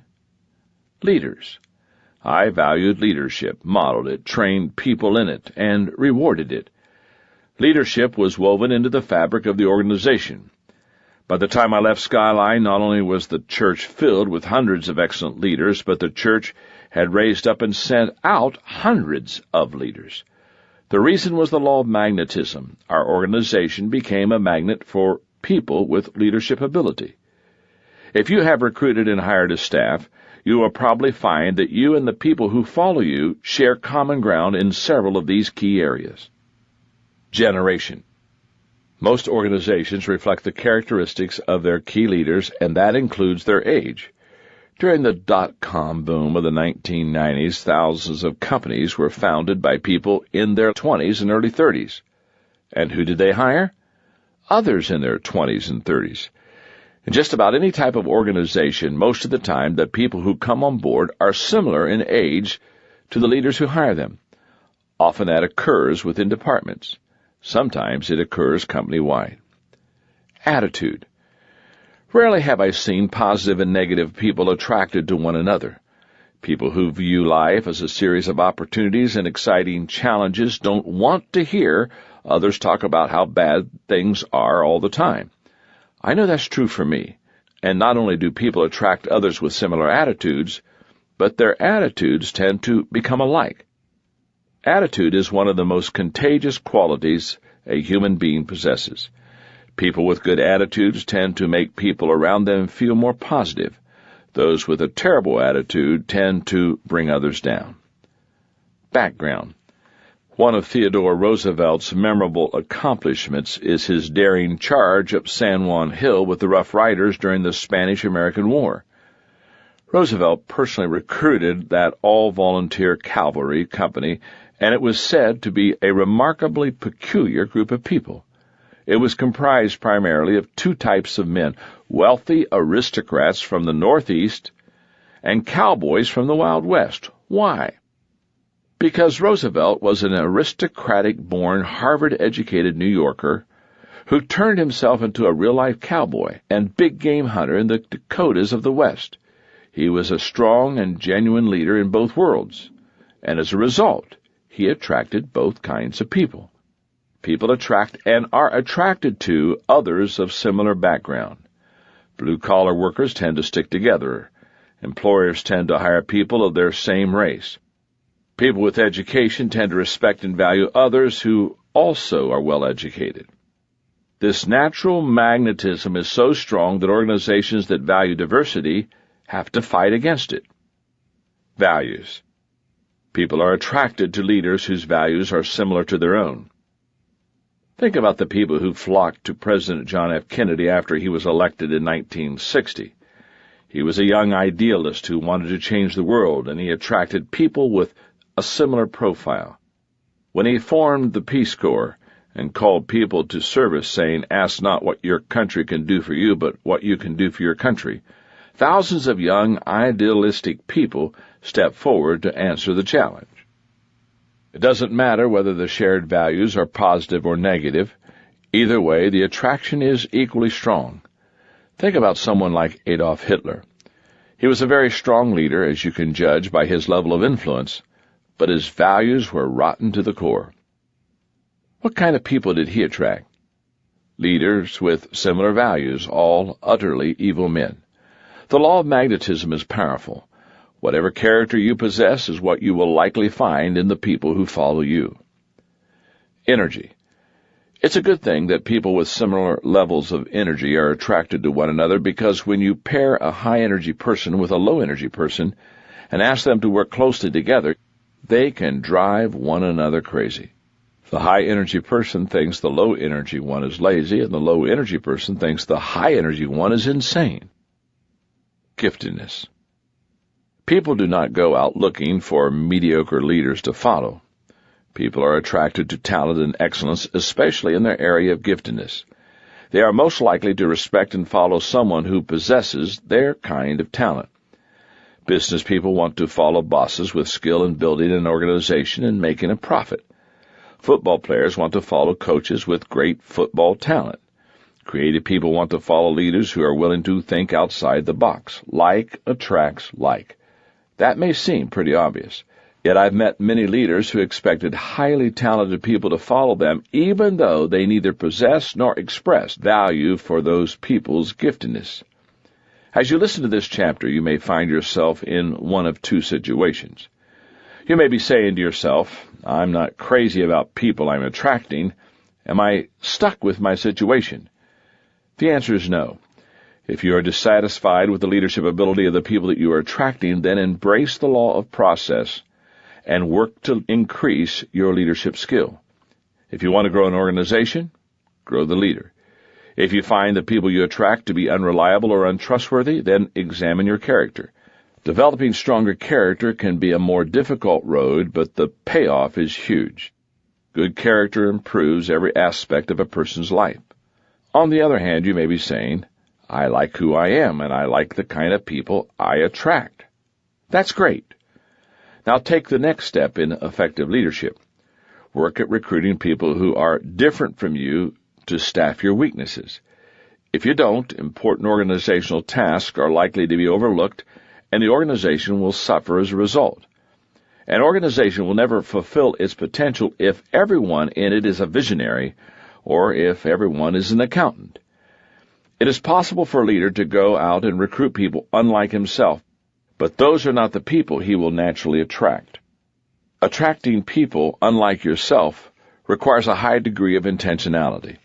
To succeed at it, people must believe in you, and the vision you share must be compelling.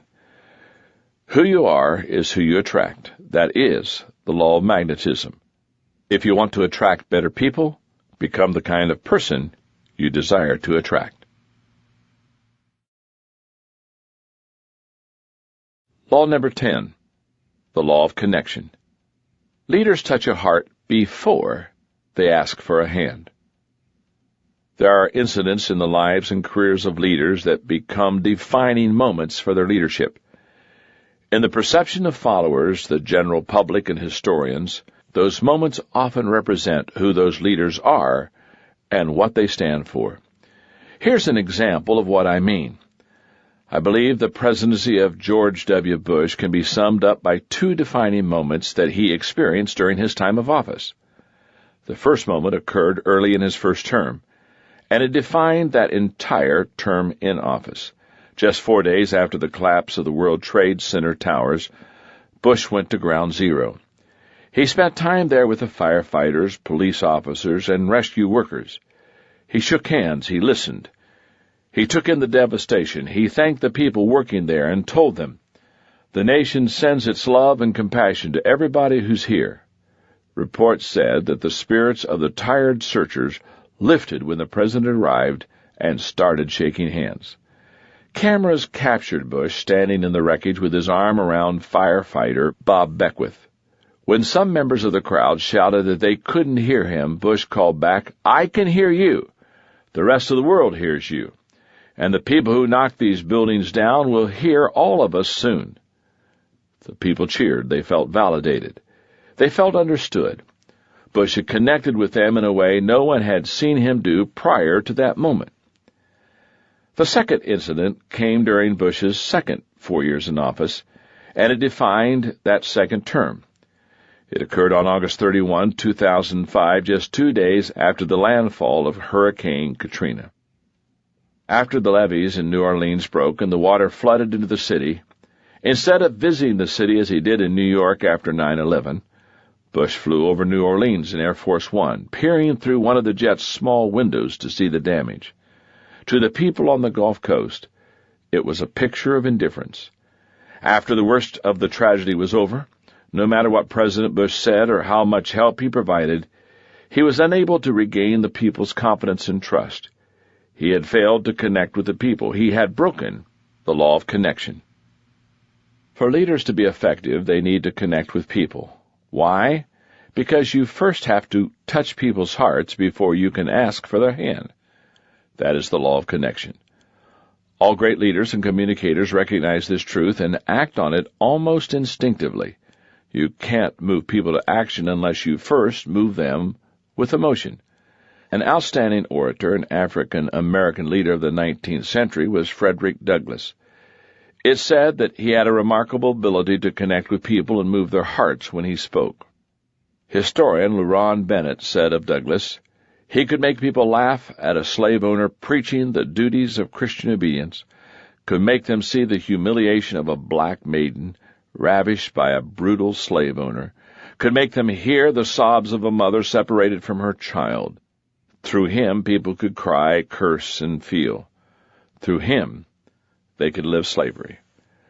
Good leaders work at connecting with others all the time, whether they are communicating to an entire organization or working with a single individual. The stronger the relationship you form with followers, the greater the connection you forge, and the more likely those followers will be to want to help you. I used to tell my staff, people don't care how much you know until they know how much you care. They would groan because they heard me say it so much, but they recognized that it was true nonetheless. You develop credibility with people when you connect with them and show that you genuinely care and want to help them. And as a result, they usually respond in kind and want to help you. How do you connect? Whether you're speaking in front of a large audience or chatting in the hallway with an individual, the guidelines are the same. Communicate with openness and sincerity. People can smell a phony a mile away. Legendary NFL coach Bill Walsh observed, "Nothing is more effective than sincere, accurate praise, and nothing more lame than a cookie-cutter compliment." Authentic leaders connect. Know your audience. When you work with individuals, knowing your audience means learning their names, finding out about their histories, asking about their dreams.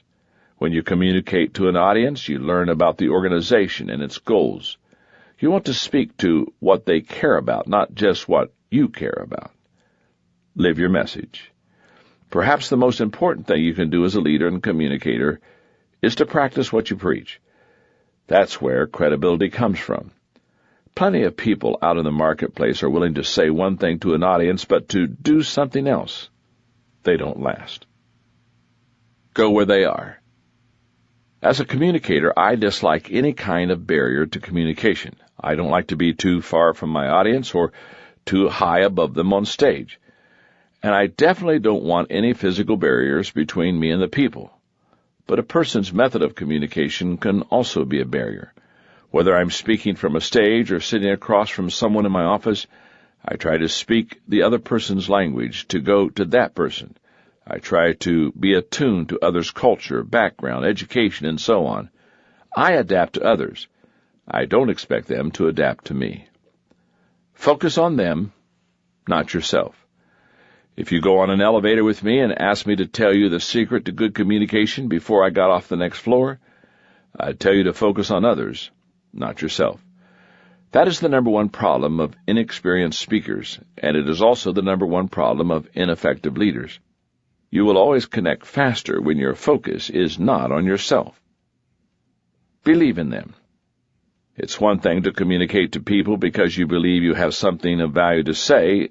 It's another thing to communicate with people because you believe they have value. People's opinion of us has less to do with what they see in us than it does with what we can help them see in themselves. Some leaders have problems with the law of connection because they believe that connecting is the responsibility of the followers. That is especially true of positional leaders. They often think, I'm the boss, I have the position, these are my employees, let them come to me. But successful leaders who obey the law of connection are always initiators. They take the first step with others and then make the effort to continue building relationships. That's not always easy, but it's important to the success of the organization. A leader has to do it no matter how many obstacles there might be. I learned this lesson in 1972 when I was faced with a very difficult situation.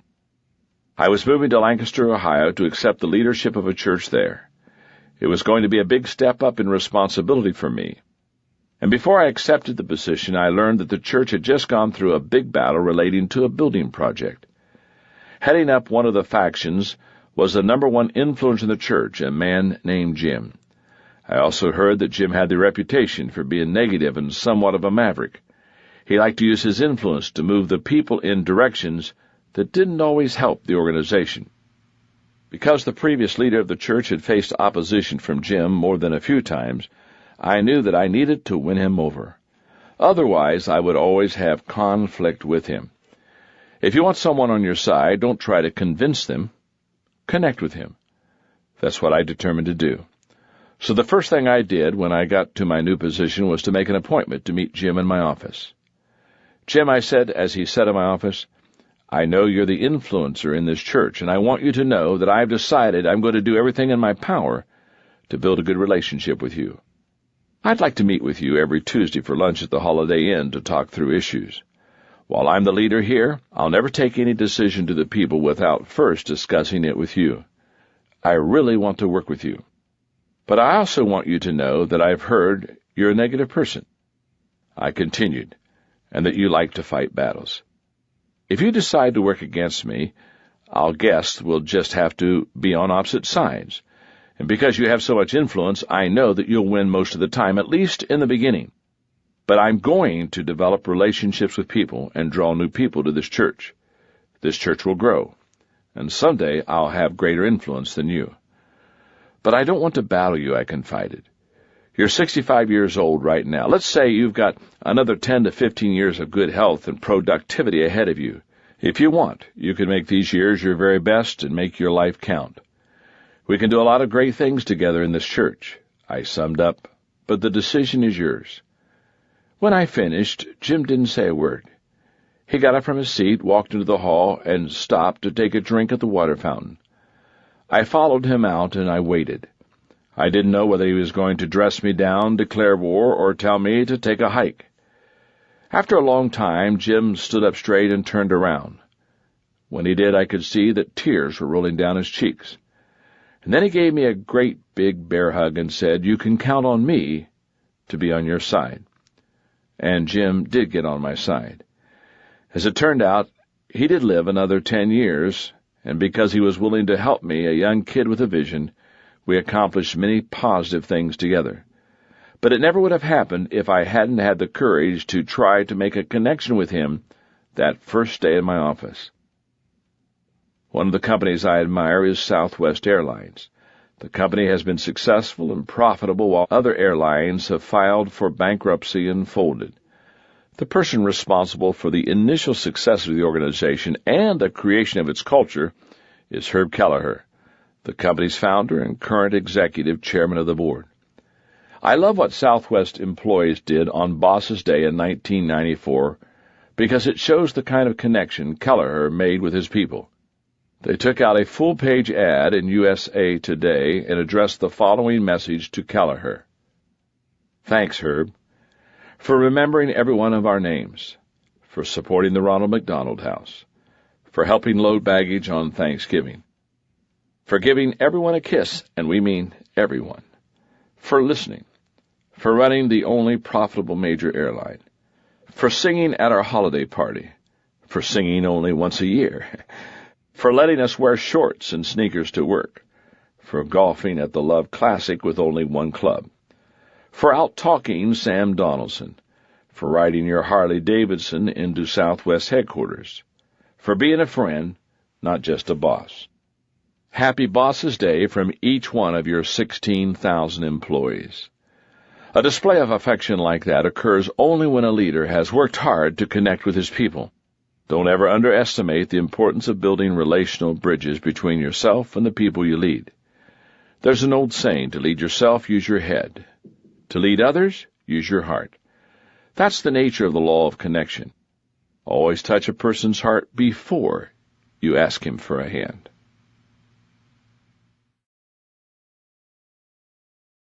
Law number 11. The law of the inner circle. A leader's potential is determined by those closest to him.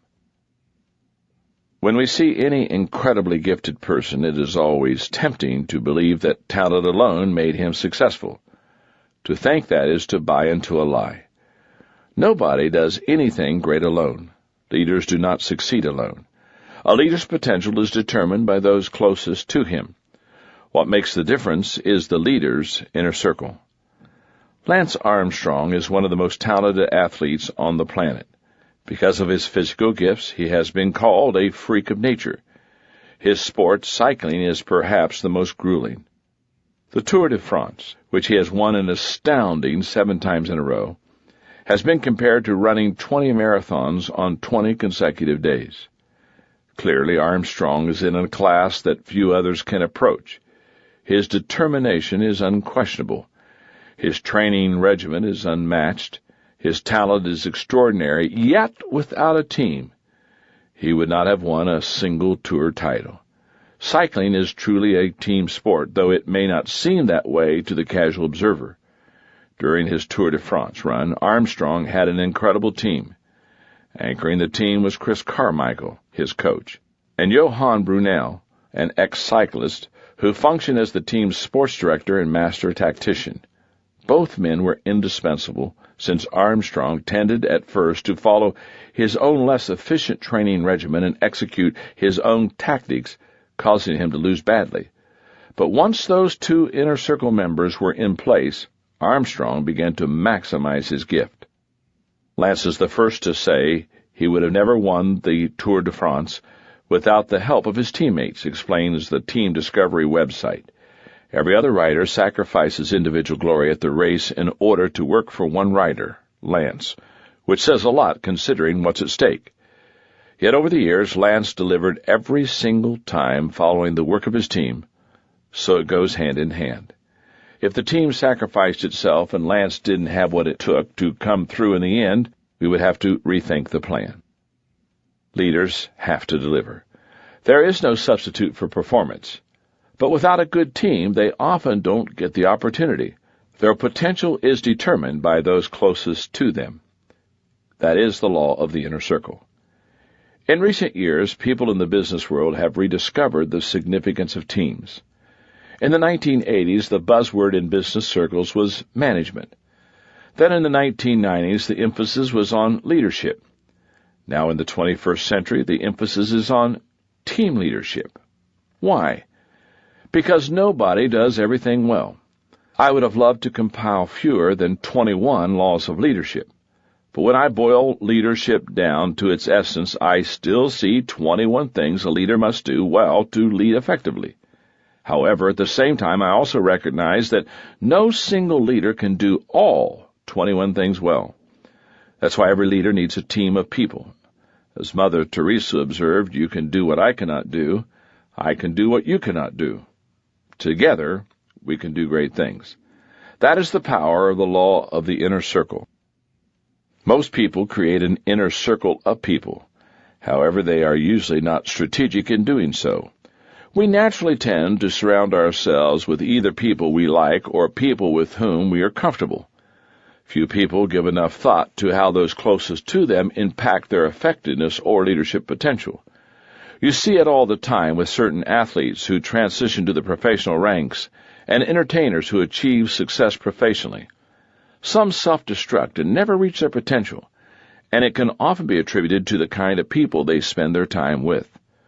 To practice the law of the inner circle, you must be intentional in your relationship building. As you consider whether individuals should be in your inner circle, ask yourself the following questions. 1. Do they have high influence with others? One key to successful leadership is the ability to influence the people who influence others. How do you do that? By drawing influencers into your inner circle. That's what I did with Jim at the church in Lancaster, Ohio, whom I wrote about in The Law of Connection. Jim was the single most influential person in the organization when I arrived. By building a relationship with Jim and taking him into my inner circle, I was doing two things. First, I was exerting my influence on him, sharing my values, vision, and philosophy of leadership with him. I wanted him to be a carrier of the vision to other people in the organization.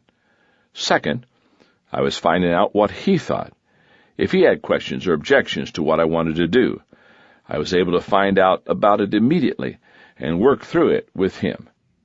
And because he had so many years of experience with the people in the organization, he often helped me to navigate around potential landmines I knew nothing about. Number 2, do they bring a complementary gift to the table? Because of my leadership gifting, I naturally attract leaders, and I'm also highly attracted to leaders. But one of the best things I have done in my leadership career is to bring a few key people into my inner circle who possess strengths in my areas of weakness. One of those people is Linda Eggers, my assistant. I advise young executives that their first and most important hire should be their assistant. In Linda, I have an absolute gem. She has been working with me for 20 years. She has an incredible mind for detail. She is tireless, and like Radar O'Reilly from MASH, she has the ability to anticipate what I need before I realize it. What's more, she now knows me so well that she can speak to others on my behalf, knowing how I would answer questions at least 90% of the time. Number 3, do they add value to me and to the organization? I discussed in the law of addition how people add, subtract, multiply, or divide when it comes to others. The people in your inner circle must be adders or multipliers. They should have a proven track record as assets to the organization. There is a poem by Ella Wheeler Wilcox that my mother used to recite to me when I was growing up. There are two kinds of people on earth today, just two kinds of people, no more, I say, not the good and the bad, for 'tis well understood the good are half bad and the bad are half good. No, just two kinds of people on earth, I mean, are the people who lift and the people who lean. Look only for lifters for your inner circle. Inner circle members should also add value to you personally. That's not selfish.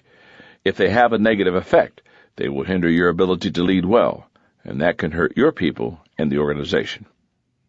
Number 4, do they positively impact other inner circle members? I'm a big believer in team chemistry, and if your inner circle is going to work together and function as a team, then you need to take into account how members interact. First, you want them to have a good fit with one another. Just as members of a championship basketball team have complementary skills and compatible roles, you want each inner circle member to have a place in your life where he contributes without stepping on the other's toes. Second, you want inner circle members to make one another better, to raise one another's game. Sometimes that comes because they encourage one another. Sometimes it happens when they help one another by sharing information and wisdom. And sometimes it comes from friendly competition. No matter how it happens, if they improve the ability of other team members, they also improve your leaders. No leader starts out with a strong inner circle. When leaders take on new positions, they often have to build their inner circle from scratch. That was the case for me in 1981 when I accepted the offer to lead Skyline Church in San Diego, California. The church had a great history and nationally recognized reputation. It had been founded in the 1950s by Orville Butcher, a wonderful man who was retiring after serving there for 27 years. Dr. Butcher had touched the lives of thousands of people with his leadership. It was a good church, but it did have one problem. It had not grown in years. One of the first things I did after taking the job was to meet with each staff member to assess individual abilities. Almost immediately I discovered why the church had flatlined. The staff members were good people, but they were not strong leaders. No matter what I did with them, they would never be able to take the organization to the place we needed to go. In a church of that size, the staff is the leader's inner circle. If the staff is strong, then the leader can make a huge impact, but if the staff is weak, he can't. That's the law of the inner circle. The task that lay ahead of me was clear. I needed to remove the weak leaders and bring in better ones. That was the only way I would be able to turn the situation around.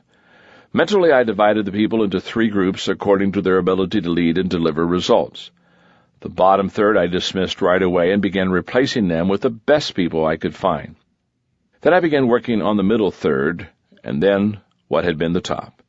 The organization immediately began growing. By the end of 3 years, all but 2 of the original staff had been replaced by better leaders. Because the inner circle had gone to a new level, the organization was able to also go to a new level. Over the years, we tripled in size from 1,000 to more than 3,300 weekly attenders. The growth and success we experienced at Skyline were due to the law of the inner circle.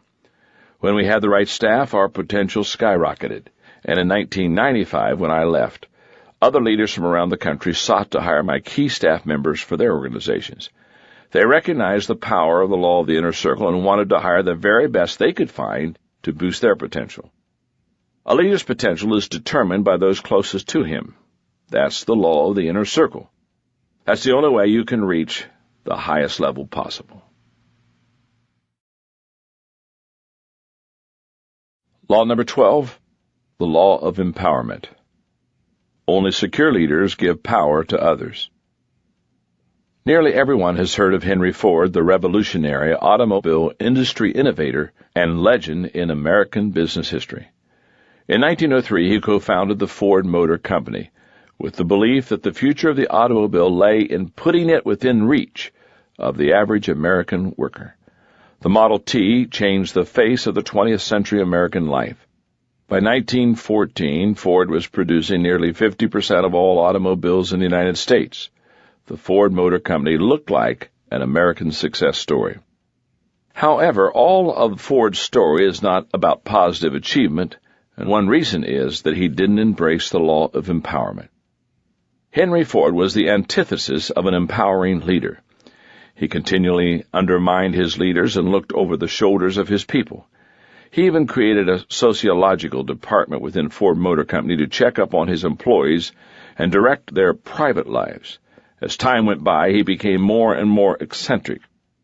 He once went into his accounting office and tossed the company's books into the street, saying, "Just put all the money we take in a big barrel, and when a shipment of material comes in, reach into the barrel and take out enough money to pay for it." Perhaps Ford's most peculiar dealings were with his executives, especially his son Edsel. The younger Ford had worked at the company since he was a boy. As Henry became more eccentric, Edsel worked harder to keep the company going. If it weren't for Edsel, the Ford Motor Company probably would have gone out of business in the 1930s. Henry eventually gave Edsel the presidency of the company, but at the same time he undermined his son. Further, whenever a promising leader was rising up in the company, Henry tore him down. As a result, the company kept losing its best executives. The few who stayed did so because they figured that someday old Henry would die and Edsel would finally take over and set things right. But that's not what happened. In 1943, Edsel died at the age of 49. Edsel's oldest son, the 26-year-old Henry Ford II, quickly left the Navy so that he could return to Dearborn, Michigan, and take over the company.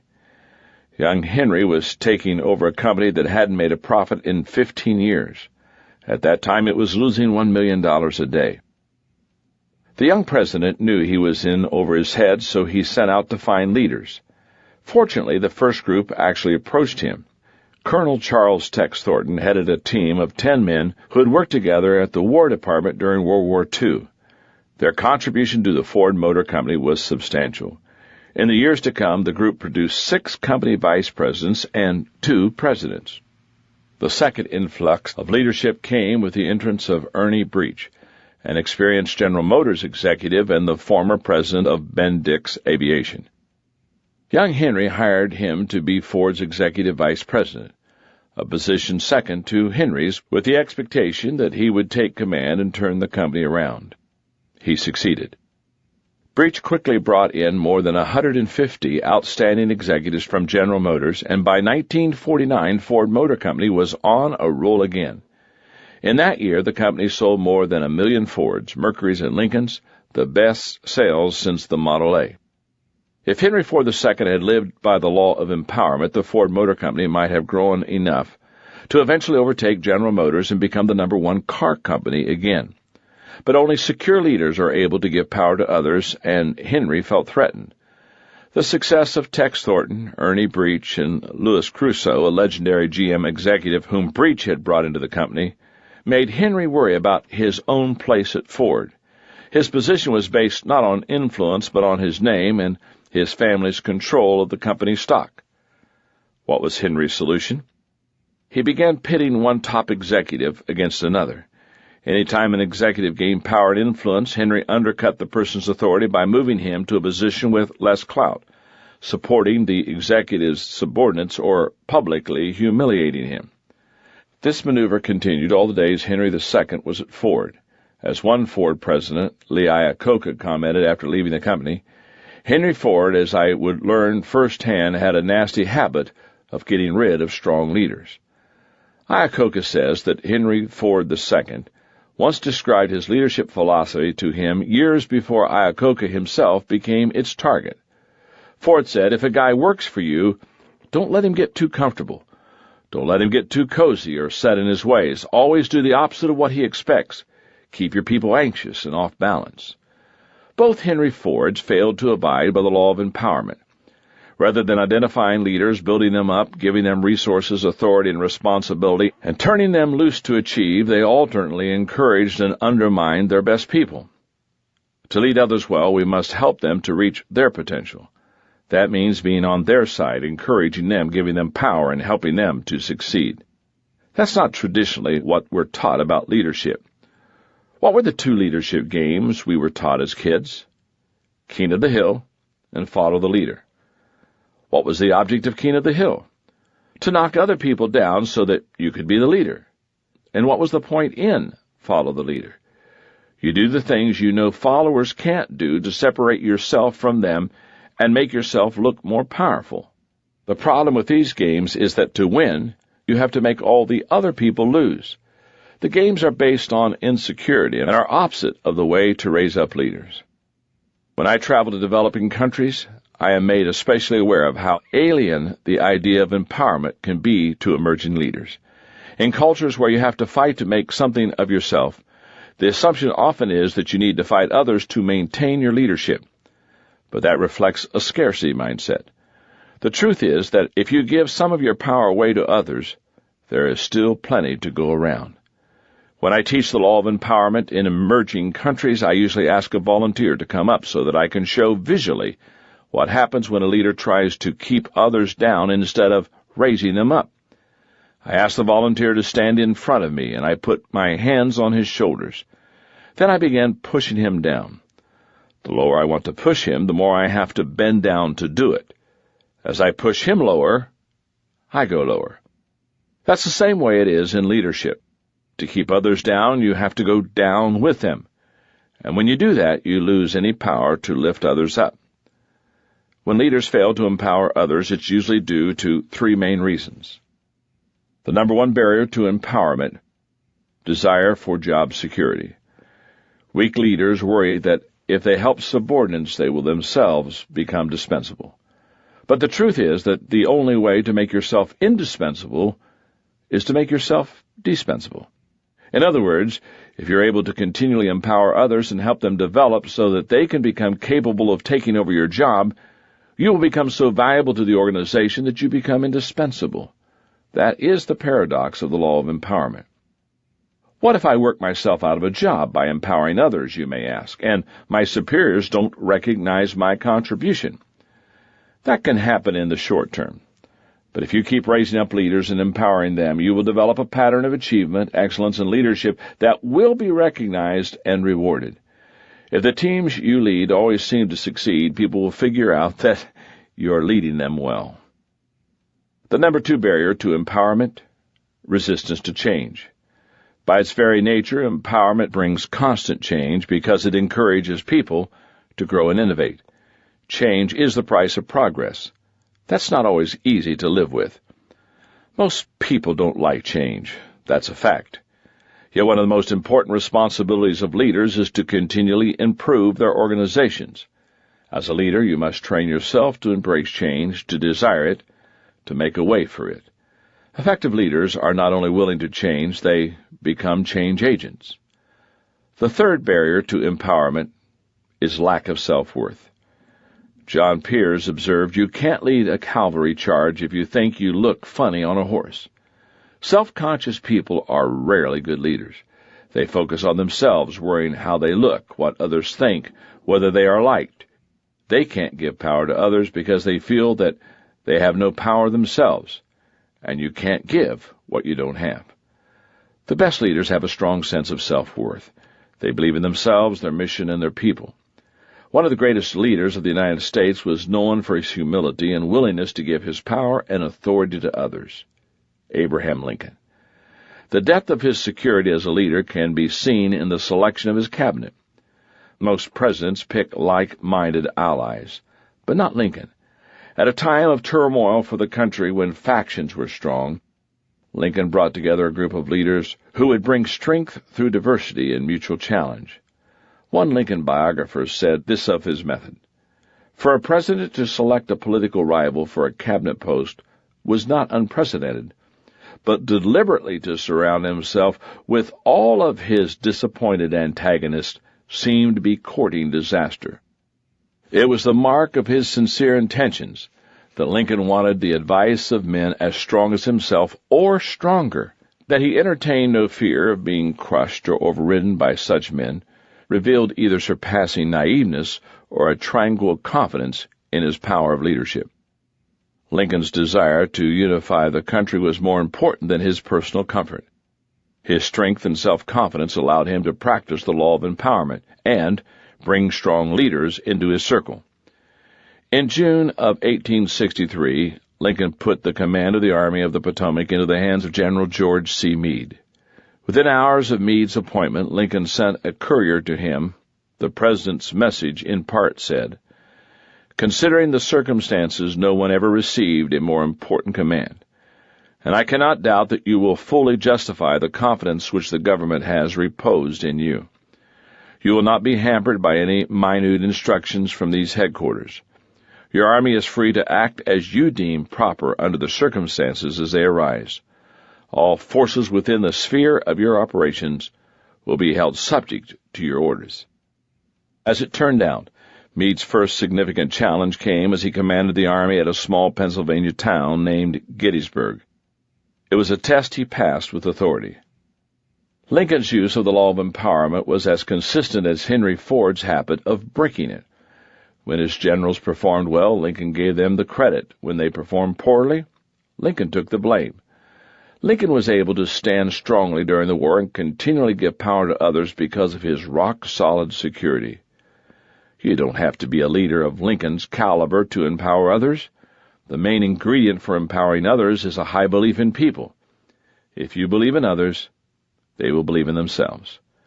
The truth is that empowerment is powerful, not only for the person being developed, but also for the mentor.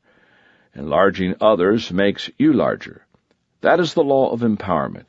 It's an impact you can experience as a leader as long as you are willing to believe in people and give your power away. Law number 13, the law of the picture. People do what people see. Several years ago, filmmaker Steven Spielberg and actor Tom Hanks produced a series of television shows on HBO called Band of Brothers. based on the book of the same name by historian Stephen Ambrose. The 10 episodes chronicled the story of Easy Company, a group of paratroopers from the 101st Airborne who fought during World War II. The men of Easy Company were as tough as soldiers get, and they fought heroically from the invasion of Normandy to the end of the war. The story of Easy Company is a great study in leadership, for the various sergeants, lieutenants, and captains who commanded the men displayed many styles of leadership, both good and bad. When the leadership was good, it made the difference not only in the way the soldiers performed, but in the outcome of their battles and ultimately of the war. From the very first episode of the television series, the contrasting leadership styles were on display. Herbert Sobel, Easy Company's commanding officer during his training, was shown to be a brutal, autocratic leader with a sadistic streak. He drove the men harder than the commander of any other company. He arbitrarily revoked passes and inflicted punishment. But judging from Ambrose's research, Sobel was even worse than he was depicted in the series. Sobel drove the men without mercy, which was fine since he was preparing them for combat. But he didn't push himself the same way, being barely capable of passing the physical test required of paratroopers, nor did he display the high level of confidence that he demanded from everyone else. Ambrose writes about an incident during training that was representative of Sobel's leadership. On one night exercise, Sobel decided to teach his men a lesson. He and Sergeant Evans went sneaking through the company's position to steal rifles from sleeping men. The mission was successful. By daylight, Sobel and Evans had nearly 50 rifles. With great fanfare, Evans called the company together, and Sobel began to tell the men what miserable soldiers they were. What Sobel didn't realize was that the men he was berating weren't his own. He had wandered into the wrong camp and stolen the rifles belonging to Fox Company. Sobel didn't even realize his mistake until the commander of Fox Company came up with 45 of his men. The men who served under Sobel mocked him and undermined him. By the time Easy Company began preparations for the invasion of Normandy, many men were taking bets on which of them would shoot Sobel when they finally got into combat. Fortunately, Sobel was removed from his position as company commander and reassigned before they went into combat. Fortunately, most of Easy Company's leaders were excellent, and one in particular was awarded the Distinguished Service Cross and was considered by the men to be the best combat leader in World War II. That person was Dick Winters. He started out as a platoon leader in Easy Company during the training and was promoted to company commander after Normandy, and then to battalion executive officer. He finished his military career with the rank of major. Time after time, Winters helped his men to perform at the highest level, and he always led them in front, setting the example, taking the risk along with his men. Ambrose describes Winters' philosophy of leadership simply as officers go first. Whenever his troops needed to assault an enemy position, Winters was in front leading the charge. One of the most remarkable incidents demonstrating Winters' way of leading by example occurred soon after D-Day on the road to Carleton, a town that Easy Company needed to take from the Germans. As the American paratroopers under his command approached the town, they became pinned down by German machine gun fire. Huddled in ditches on either side of the road, they wouldn't move forward when ordered to. Yet if they didn't move, they would eventually be cut to pieces.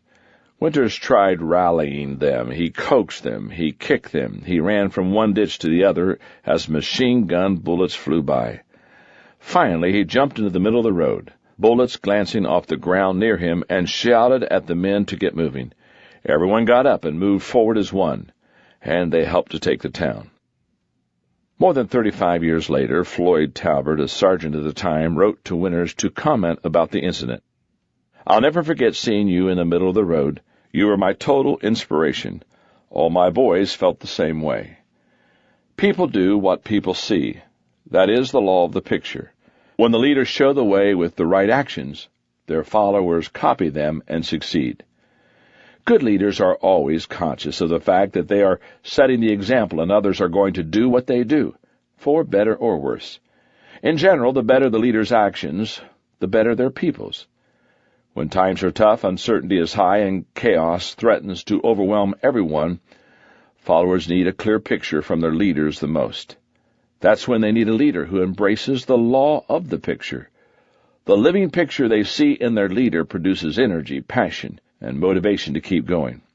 If you desire to become the best leader you can become, you must not neglect the law of the picture. As you strive to improve as an example to your followers, remember these things. First, followers are always watching what you do. If you are a parent, you have probably already realized that your children are always watching what you do. Say anything you want, but your children learn more from what they see than from anywhere else. As parents, Margaret and I realized this early. No matter what we taught our children, they insisted on behaving like us. How frustrating. Just as children watch their parents and emulate their behavior, so do employees watching their bosses.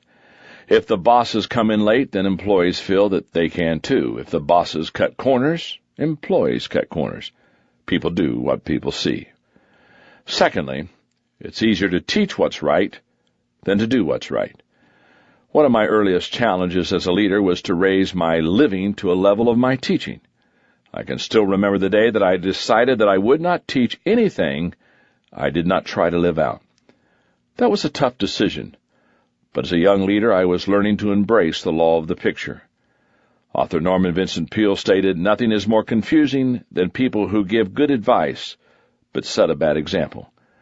I would say a related thought is also true. Nothing is more convincing than people who give good advice and set a good example. Recently I received calls on the same day from two reporters, one from the Chicago Tribune and the other from USA Today, about teaching ethics in the business arena. Both asked similar questions. They wanted to know if ethics could be taught. My answer was yes, but many of the companies that teach ethics classes had ethics problems, one reporter pushed back. That's because ethics can be instilled in others only if it's taught and modeled for them, I replied. Too many leaders are like bad travel agents. They send people places they have never been. Instead, they should be more like tour guides, taking people places that they have gone and sharing the wisdom of their own experiences. Leadership by example always has a powerful impact on others. One of the leaders I admire is Rudy Giuliani, former mayor of New York City.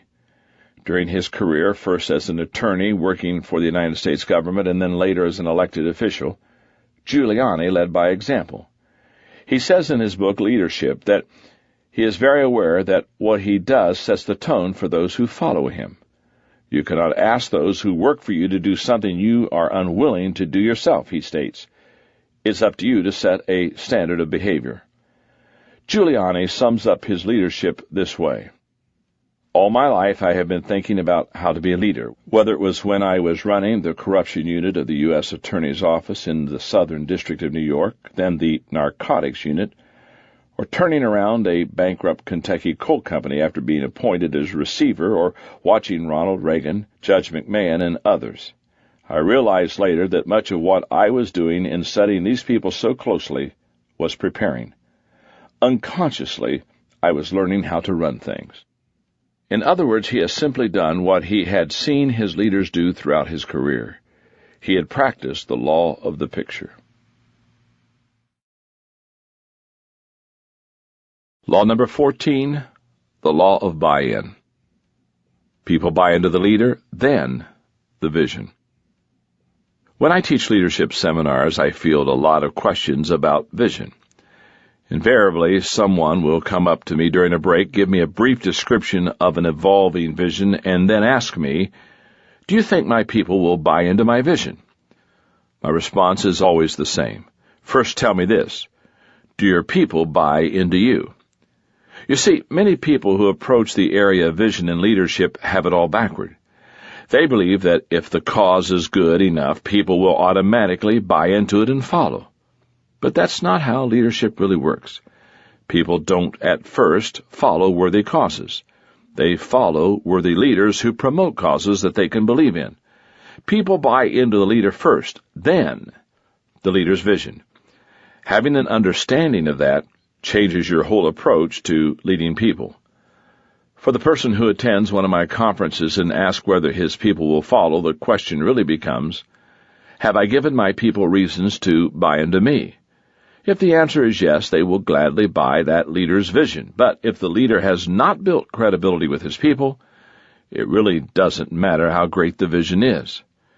During the .com boom, I read an article in Business Week that profiled entrepreneurs who partnered with venture capitalists in the computer industry. At that time, Silicon Valley in California was full of people who worked in the computer industry for a short time and then tried to start their own companies. Every day, hundreds of them were buzzing around trying to find investors so that they could get their ideas and enterprises off the ground. Most never found backing, but whenever an entrepreneur succeeded once, she found it pretty easy to find money the next time around. Many times the investors weren't even interested in finding out what the entrepreneur's vision was. If they'd bought into the person, then they readily accepted the ideas. The writer of the article interviewed software entrepreneur Judith Estrin and her partner. At that time they had founded 2 companies. She said that funding her first company took 6 months and countless presentations, even though she had a viable idea and believed in it 100%. But the startup of her second company happened almost overnight. It took only 2 phone calls that lasted mere minutes for her to land $5 million in backing. When the word got out that she was starting her second company, people were dying to give her even more money. She said we had venture capitalists calling us and begging us to take their money. Why had everything changed so drastically for her? Because the law of buy-in. People had bought into her, so they were ready to buy into whatever vision she offered, sight unseen. When followers don't like the leader or the vision, they look for another leader. The only time people will follow a leader they don't like with a vision they don't believe in is when the leader has some kind of leverage. That could be something as sinister as a threat of physical violence or as basic as the ability to withhold a paycheck. If the followers have a choice in the matter, they don't follow. And even if they don't have much of a choice, they start looking for another leader to follow. This is a no-win situation for everyone involved. When followers don't like the leader, but they do like the vision, they look for another leader. You may be surprised by this. Even though people may think a cause is good, if they don't like the leader, they will go out and find another one. That's one reason that coaches change teams so often in professional sports. The vision for any team always stays the same. Everyone wants to win a championship. But the players don't always believe in their leader, and when they don't, what happens? The owners don't fire all the players. They fire the leader and bring in someone they hope the players will buy into. The talent level of most professional coaches is similar. The effectiveness of their systems isn't much different. What often separates them is their leadership and their level of credibility with players. When followers like the leader but not the vision, they change the vision. When followers don't agree with their leader's vision, they react in many ways. Sometimes they work to convince their leader to change the vision. Sometimes they abandon their point of view and adopt their leader's. Other times they find a compromise. But as long as they buy into the leader, they rarely out and out reject him. They will keep following. An excellent example occurred in Great Britain. Tony Blair had a long tenure in office as Prime Minister. He was a popular leader elected to serve 3 terms. Yet at the same time, the majority of people in Great Britain were against Blair's policies of involving the nation in the war with Iraq. Why did Blair remain in office so long? Because they had bought into him as a leader. As a result, they were willing to live with their philosophical difference with him. When followers like the leader and the vision, they get behind both the leader and the vision. When people believe in their leader and the vision, they will follow their leader no matter how bad conditions get or how much odds are stacked against them.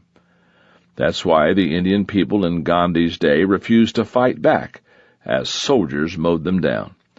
That's what inspired the U.S. space program to fulfill John F. Kennedy's vision and put a man on the moon. That's the reason people continued to have hope and keep alive the dream of Martin Luther King, Jr., even after he was gunned down. That's what continues to inspire followers to keep running the race, even when they feel they've hit the wall and given everything they've got. As a leader, having a great vision and a worthy cause is not enough to get people to follow you. You have to become a better leader. You must get your people to buy into you. That is the price you have to pay if you want your vision to have a chance of becoming a reality. You cannot ignore the law of buy-in and remain successful as a leader. If in the past you tried to get people to act on your vision but were unable to make it happen, you probably came up against the law of buy-in, maybe without even knowing it. As a leader, you don't earn any points for failing in a noble cause. You don't get credit for being right as you bring the organization to a halt. Your success is measured by your ability to actually take the people where they need to go. But you can do that only if the people first buy into you as a leader. That's the reality of the law of buy-in. Law number 15, the law of victory. Leaders find a way for the team to win. Have you ever thought about what separates the leaders who achieve victory from those who suffer defeat? I think that victorious leaders have one thing in common. They share an unwillingness to accept defeat. The alternative to winning is totally unacceptable to them. As a result, they figure out what must be done to achieve victory. Crisis seems to bring out the best and the worst in leaders, because at such times the pressure is intense and the stakes are high. That was certainly true during World War II when Adolf Hitler was threatening to crush Europe and remake it according to his vision. But against the power of Hitler and his Nazi hordes stood a leader determined to win, a practitioner of the law of victory, British Prime Minister Winston Churchill.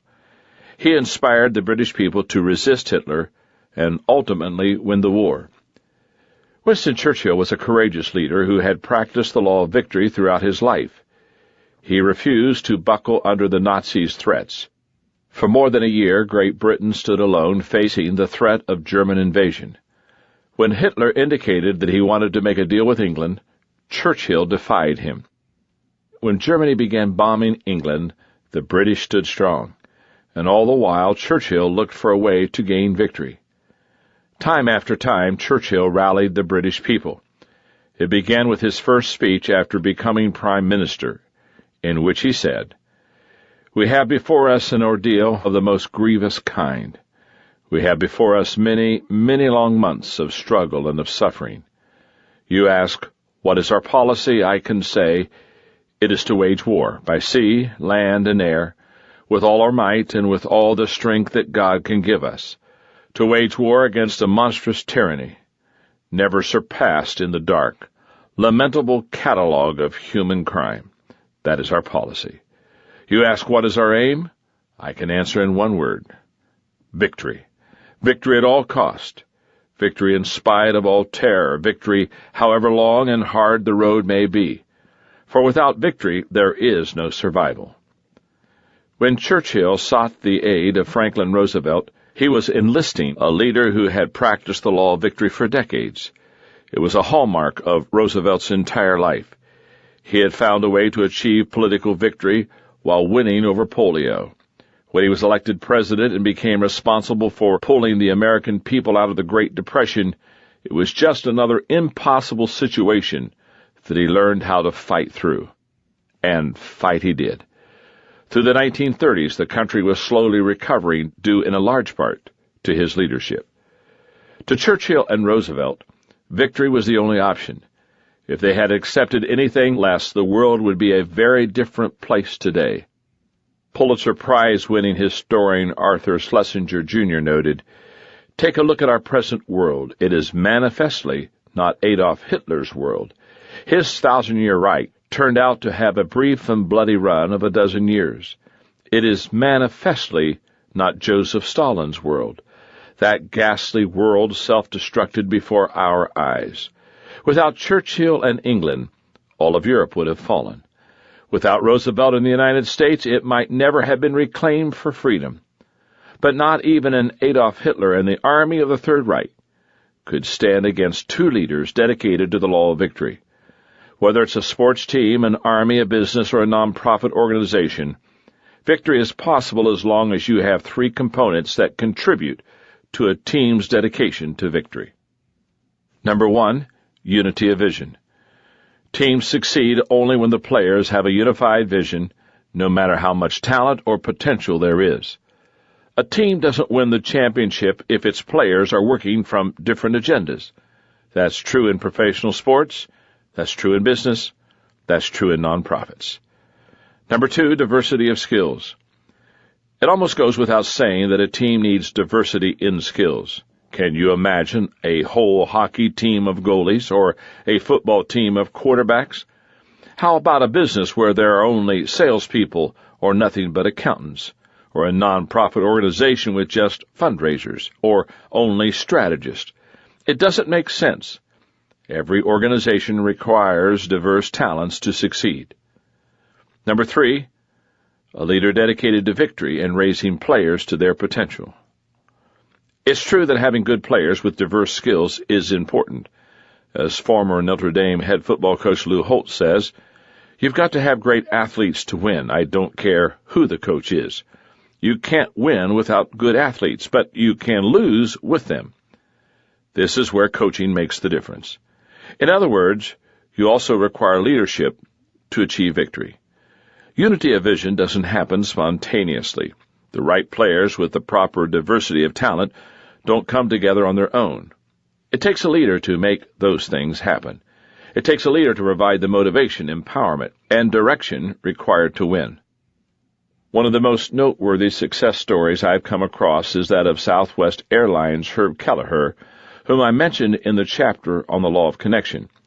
The company's story is an admirable example of the law of victory in action. Today, Southwest looks like a powerhouse that has everything going for it. In the routes where it flies, it dominates the market. The company is on a steady growth curve, and its stock performs extremely well. It is the only U.S. airline that has earned a profit every year since 1973, even as other airlines have gone bankrupt and disappeared.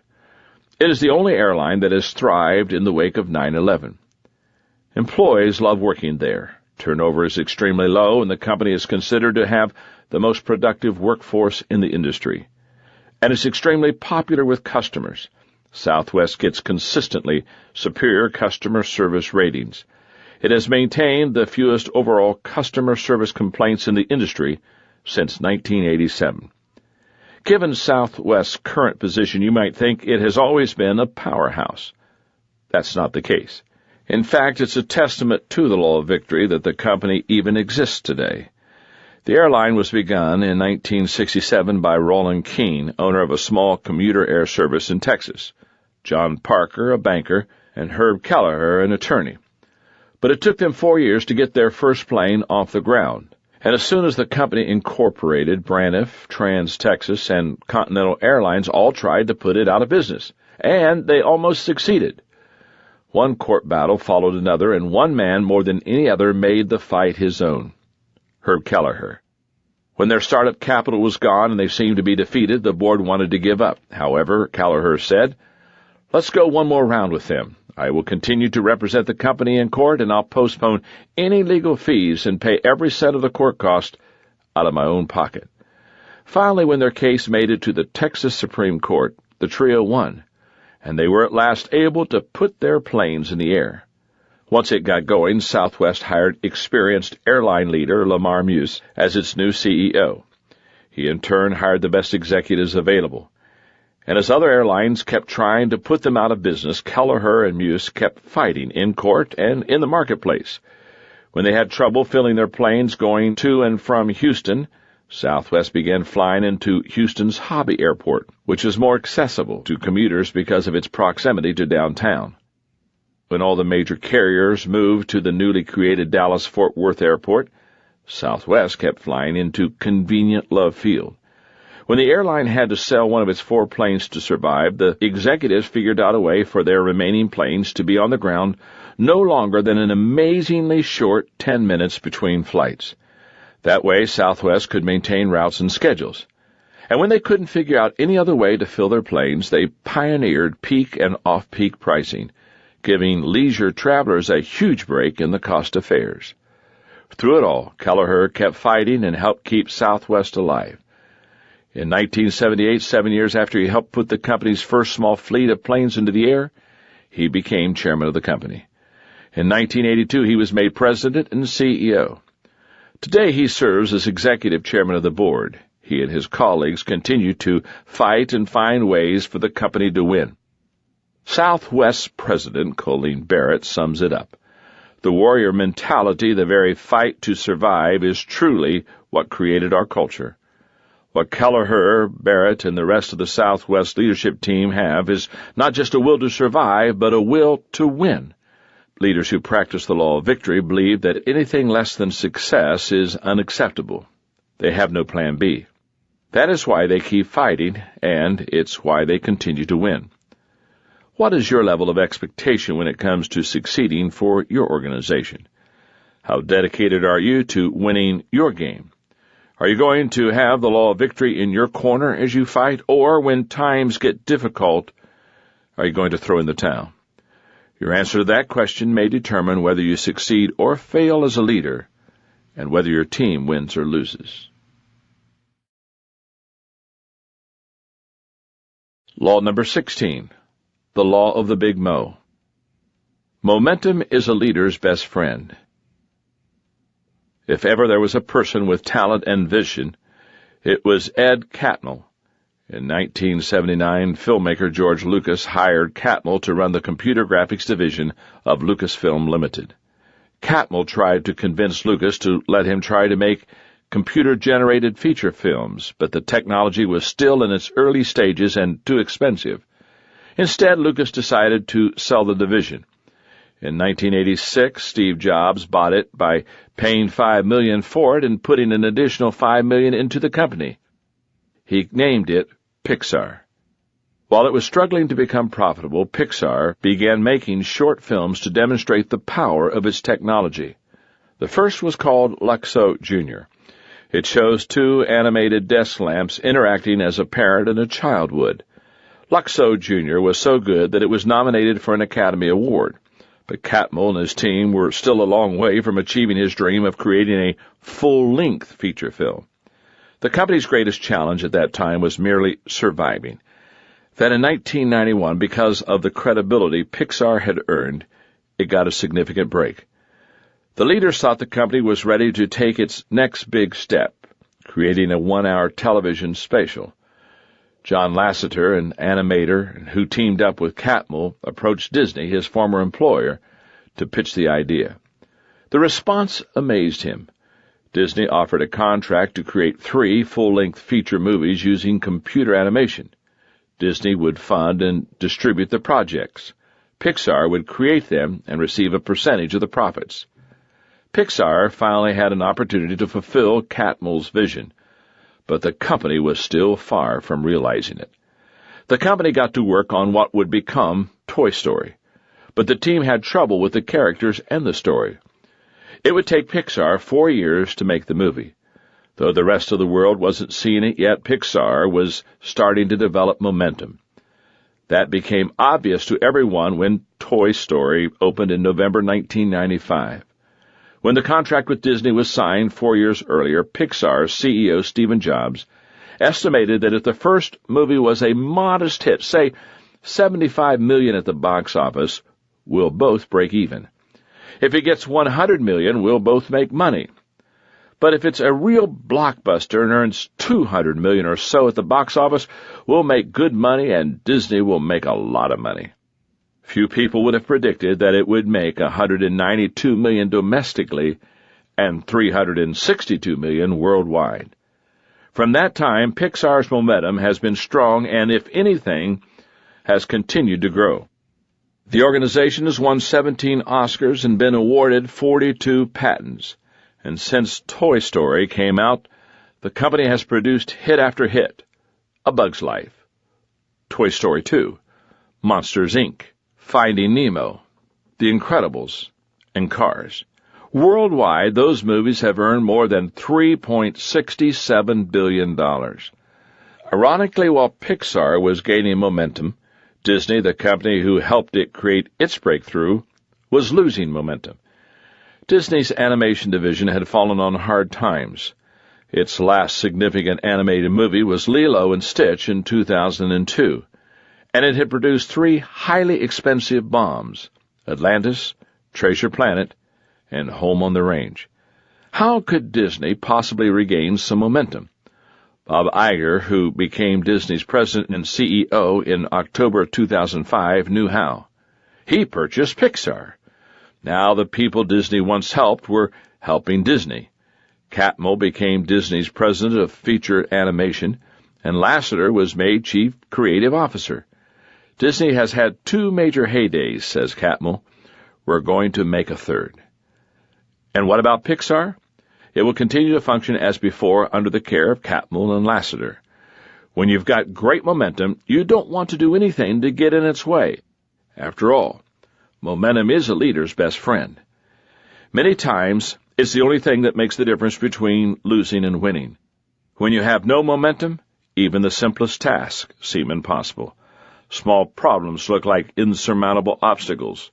Morale becomes low. The future appears dark. An organization with no momentum is like a train at a dead stop.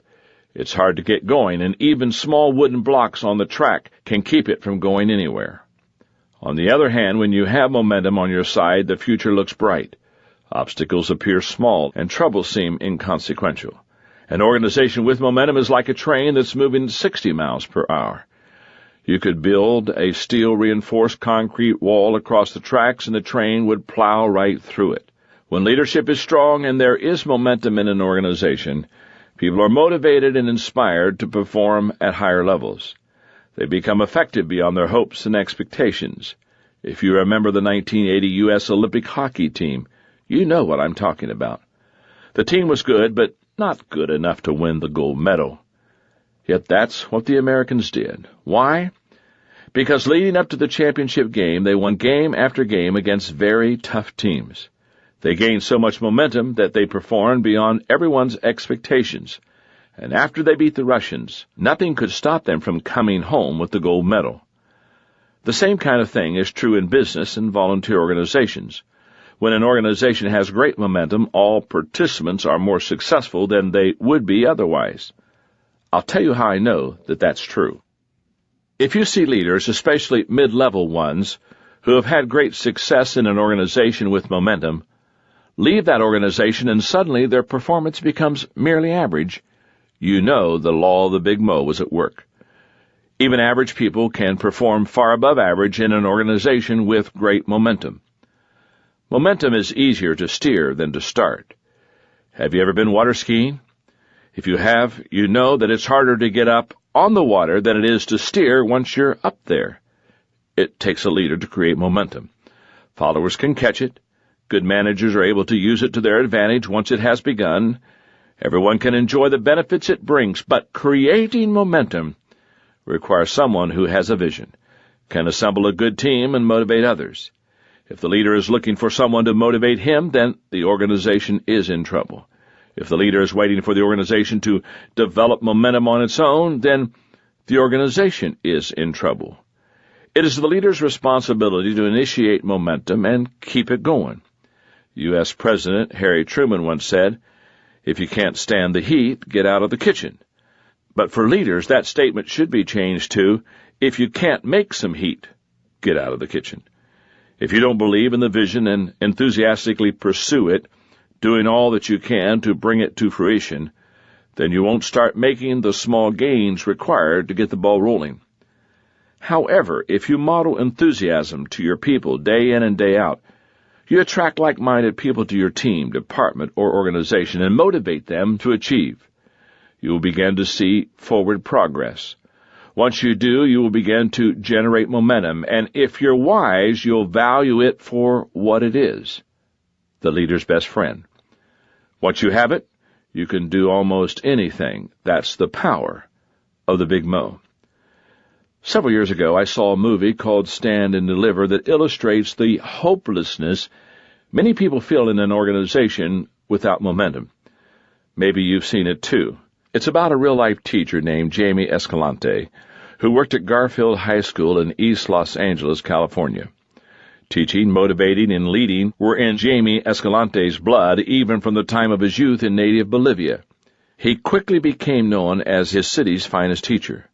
When he was in his 30s, Escalante and his family immigrated to the United States. He worked several years in a restaurant and then at Russell Electronics. Though he could have pursued a promising career at Russell, he went back to school and earned a second bachelor's degree so that he could teach in the United States. Escalante's burning desire was to make a difference in people's lives. At age 43, he was hired by Garfield High School to teach computer science. But when he arrived at Garfield on the first day of class, he found out that there was no funding for computers. And because his degree was in mathematics, he would be teaching basic math. Disappointed, he went in search of his first class, hoping that his dream of making a difference wasn't slipping through his fingers. The change from computers to math turned out to be the least of Escalante's problems. The school, which had been empty and quiet during his summertime interview, was now in chaos. Discipline was non-existent. Fights seemed to break out continually. Trash and graffiti were everywhere. Students and even outsiders from the neighborhood roamed all over the campus throughout the day. Gang activity was rampant. It was a teacher's worst nightmare. Almost daily he thought of quitting. But his passion for teaching and his dedication to improving the lives of his students wouldn't allow him to give up. Yet at the same time, Escalante was enough of a leader to know that the students were doomed if the school didn't change. They were all sliding backward fast, and they needed something to move them forward. When a new principal was brought in, things began to change for the better. But Escalante wanted to take it further. He believed that the way to improve the school was to challenge the school's best and brightest with a calculus class that would prepare them for an AP class, earning them college credit. In the fall of 1978, Escalante organized the first calculus class, rounding up every possible candidate who might be able to handle the course from Garfield's 3,500 student population. He was able to find only 14 students. In the first few classes, he laid out the work it would take for them to prepare for the AP Calculus test at the end of the year. By the end of the second week of school, he had lost 7 students. Even the ones who stayed were not well prepared for calculus, and by late spring, he was down to only 5 students. All of them took the AP test in May, but only 2 passed. Escalante was disappointed, but he refused to give up, especially since he had made progress. He knew that if he could help his students experience a few wins, build their confidence, and give them hope, he could move them forward. He was determined to do whatever it took. To motivate them, he'd give them extra homework or challenge one of the school athletes to a handball match. Escalante never lost. If they needed encouragement, he'd take them out to McDonald's as a reward. If they got lazy, he'd inspire, amaze, amuse, and even intimidate them. And all along the way, he modeled hard work, dedication to excellence, and desire. The next fall, Escalante put together another calculus class, this time with 9 students. At the end of the year, 8 took the test and 6 passed. He was making progress. Word of his success spread. Students heard that Escalante's protégés were earning college credit, and in the fall of 1980, his calculus class numbered 15. When they all took the test at the end of the year, 14 students passed. The steps forward weren't huge, but Escalante could see that the program was building momentum. The next group of students, numbering 18, was the subject of the movie Stand and Deliver. Like their predecessors, they worked very hard to learn calculus, many coming to school at 7 a.m. every day, a full hour and a half before school started. And often they stayed until 5, 6, or 7 p.m. And though Educational Testing Service questioned the validity of the first test students took, they had to take it a second time. 100% of them passed. After that, the math program exploded. But the benefits of the law of the Big Mo were felt by all of the Garfield High School students. The school started offering classes to prepare students for other AP exams. In time, Garfield held regular AP classes in Spanish, calculus, history, European history, biology, physics, French, government, and computer science. In 1987, 9 years after Escalante spearheaded the program, Garfield students took more than 325 AP examinations. Most incredibly, Garfield had a waiting list of more than 400 students from areas outside its boundaries wanting to enroll. The school that was once the laughingstock of the district and that had almost lost its accreditation had become one of the top 3 inner-city schools in the entire nation. That's the power of the law of the Big Mo. Law number 17, the law of priorities. Leaders understand that activity is not necessarily accomplishment. When we are busy, we naturally believe that we are achieving.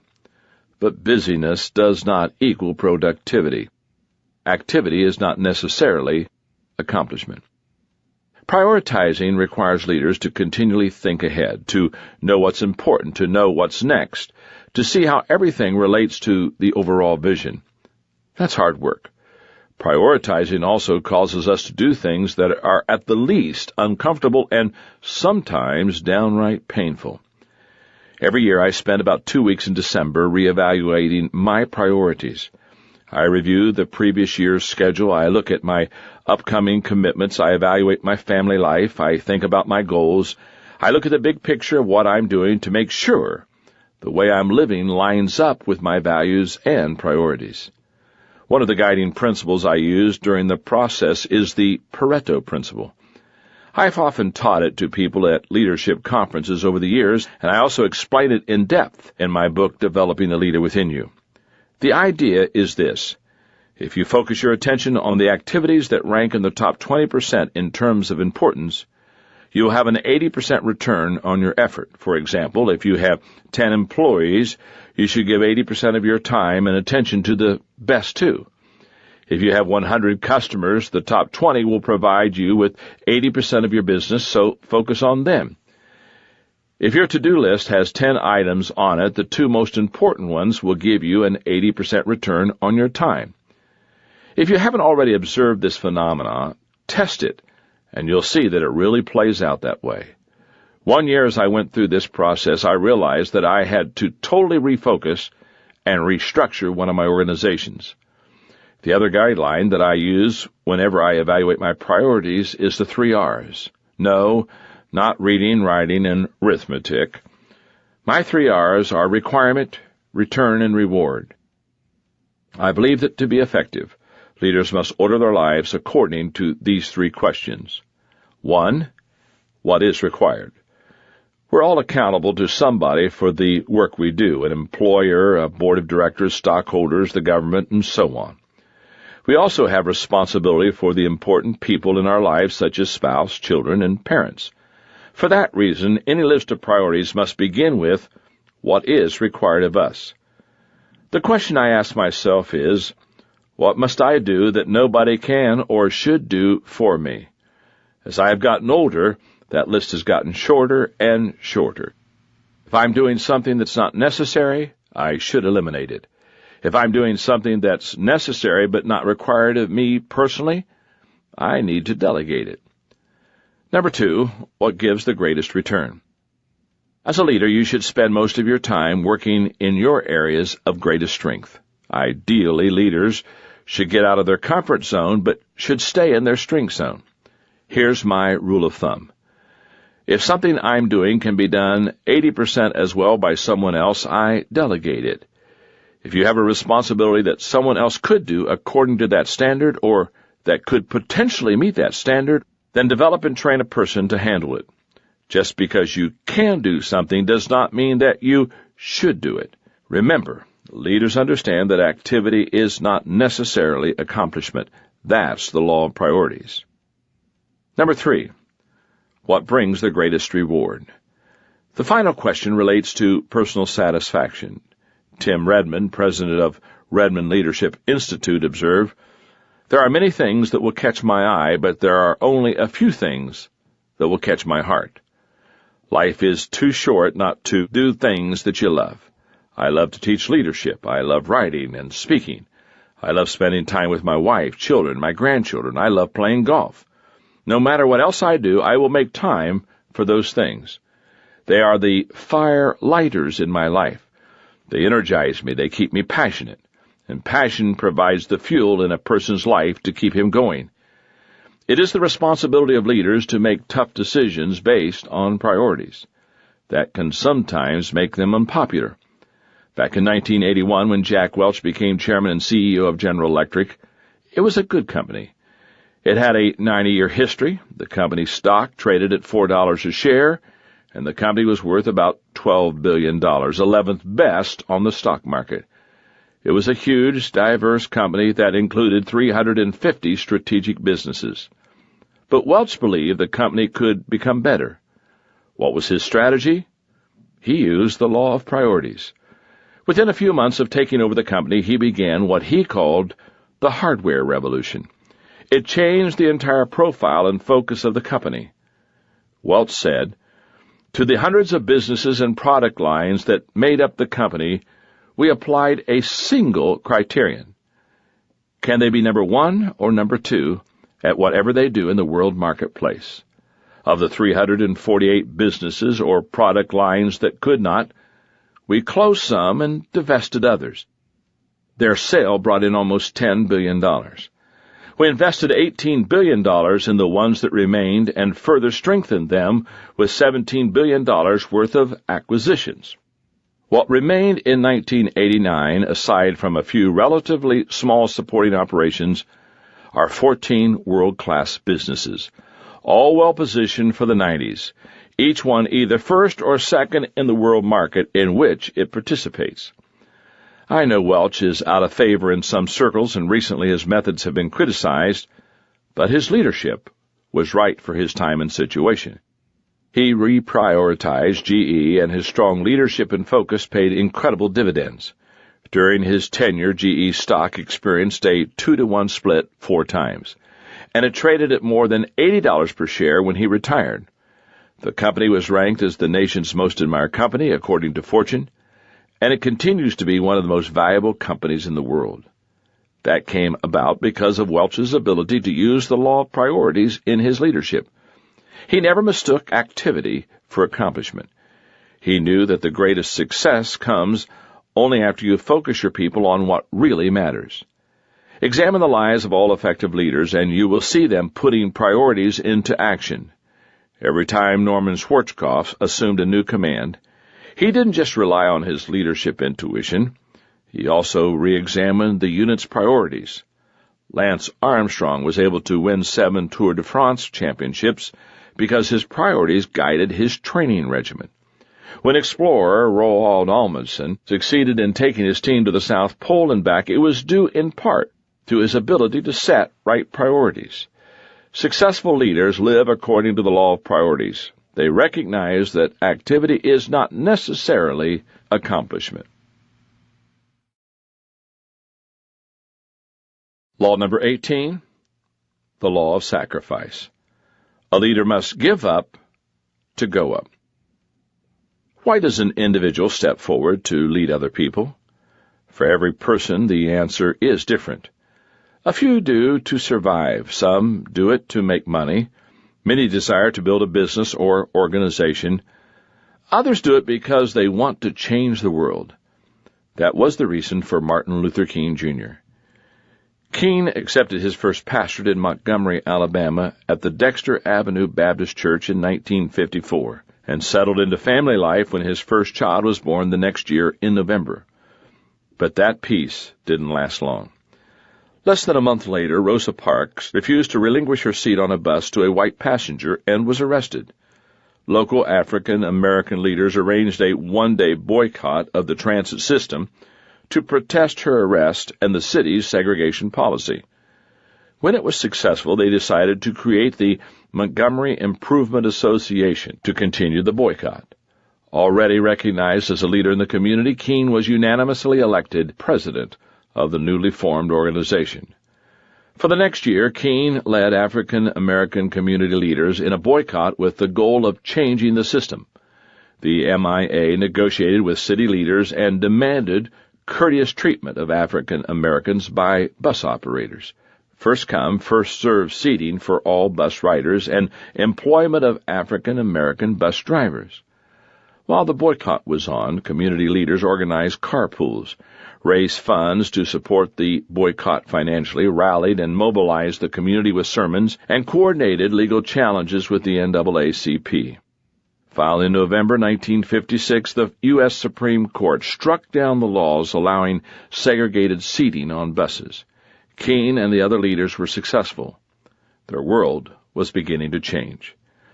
The Montgomery bus boycott was a major step in the American civil rights movement, and it's easy to see what was gained as a result of it.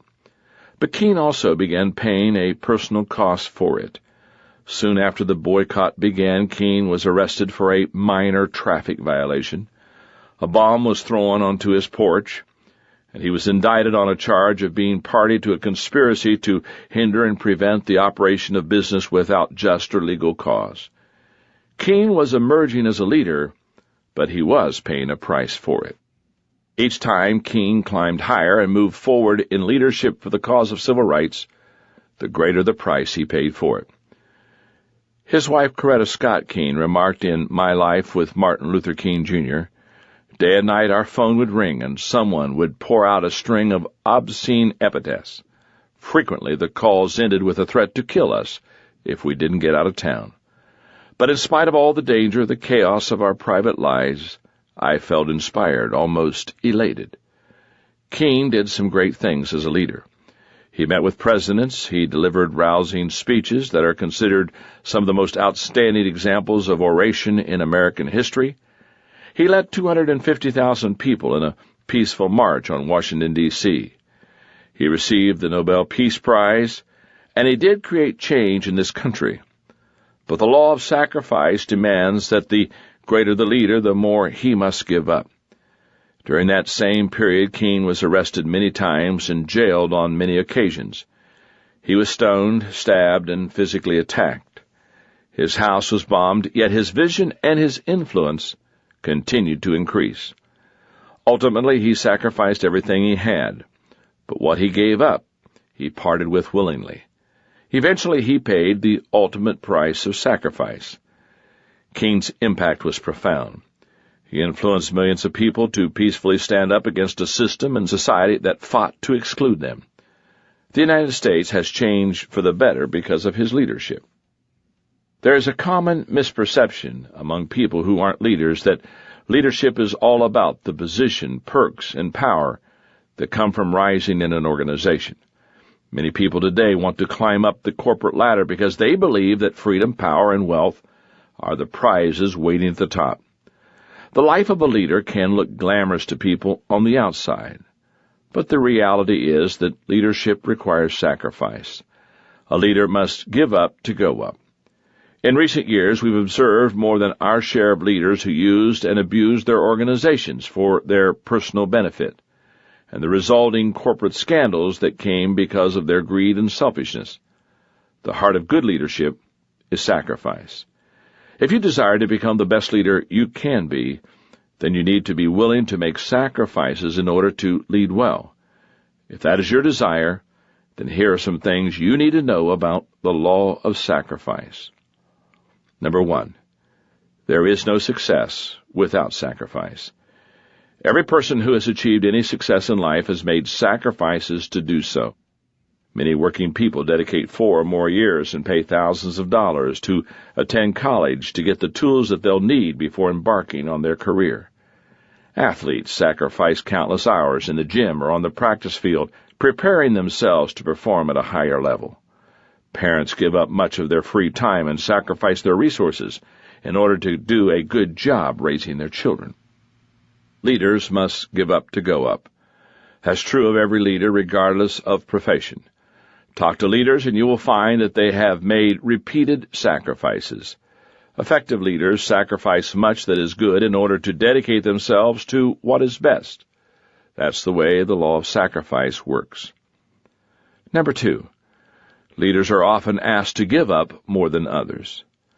The heart of leadership is putting others ahead of yourself. It's doing what is best for the team. For that reason, I believe that leaders have to give up their rights. When you have no responsibilities, you can do pretty much anything you want. Once you take on responsibility, you start to experience limitations in what you can do. The more responsibility you accept, the fewer options you have. Everyone who leads gives up other opportunities. Some people have to give up beloved hobbies. Many give up aspects of their personal lives. Some, like Keene, give their actual lives. The circumstances are different from person to person, but the principle doesn't change. Leadership means sacrifice. Number 3, you must keep giving up to stay up. Most people are willing to acknowledge that sacrifices are necessary early in a leadership career in order to make progress. They'll take an undesirable territory to make a name for themselves. They'll move their family to a less desirable city to accept a better position. They'll take a temporary cut in pay for greater opportunities for advancement. The problem for leaders comes when they think they've earned the right to stop making sacrifices. But in leadership, sacrifice is an ongoing process, not a one-time payment.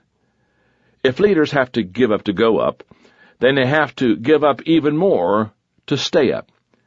Have you ever considered how infrequently sports teams have back-to-back championship seasons? The reason is simple. If a leader can win one championship with his team, he often assumes he can duplicate the results the next year by doing the same thing. He becomes reluctant to make additional sacrifices in the off-season to prepare for what is often an even greater challenge the next year. But today's success is the greatest threat to tomorrow's success. And what gets a team to the top isn't what keeps it there.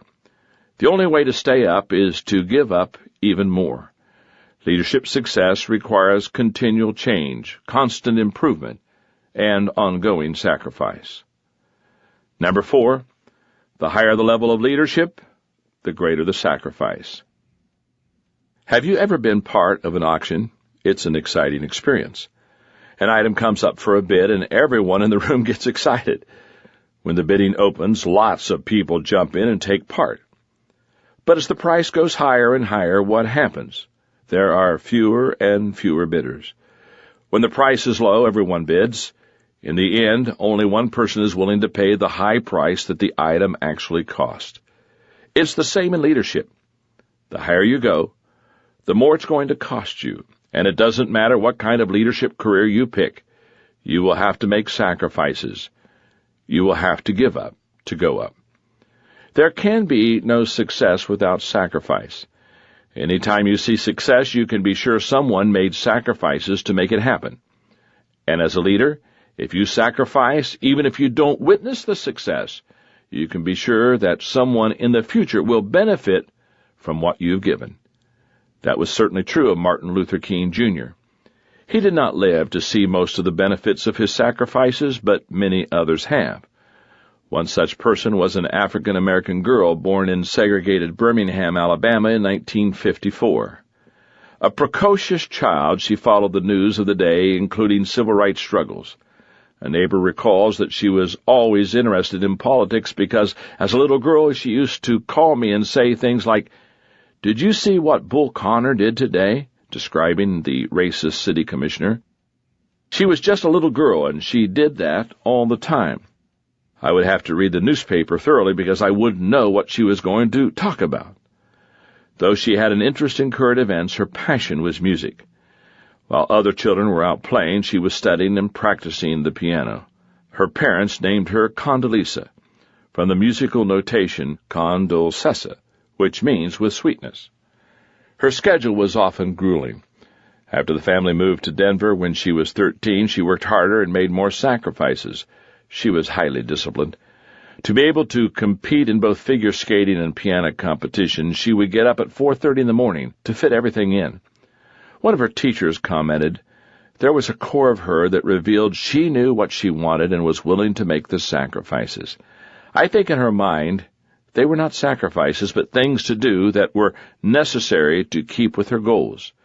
And her parents supported her fully, and were willing to make sacrifices for her success as well.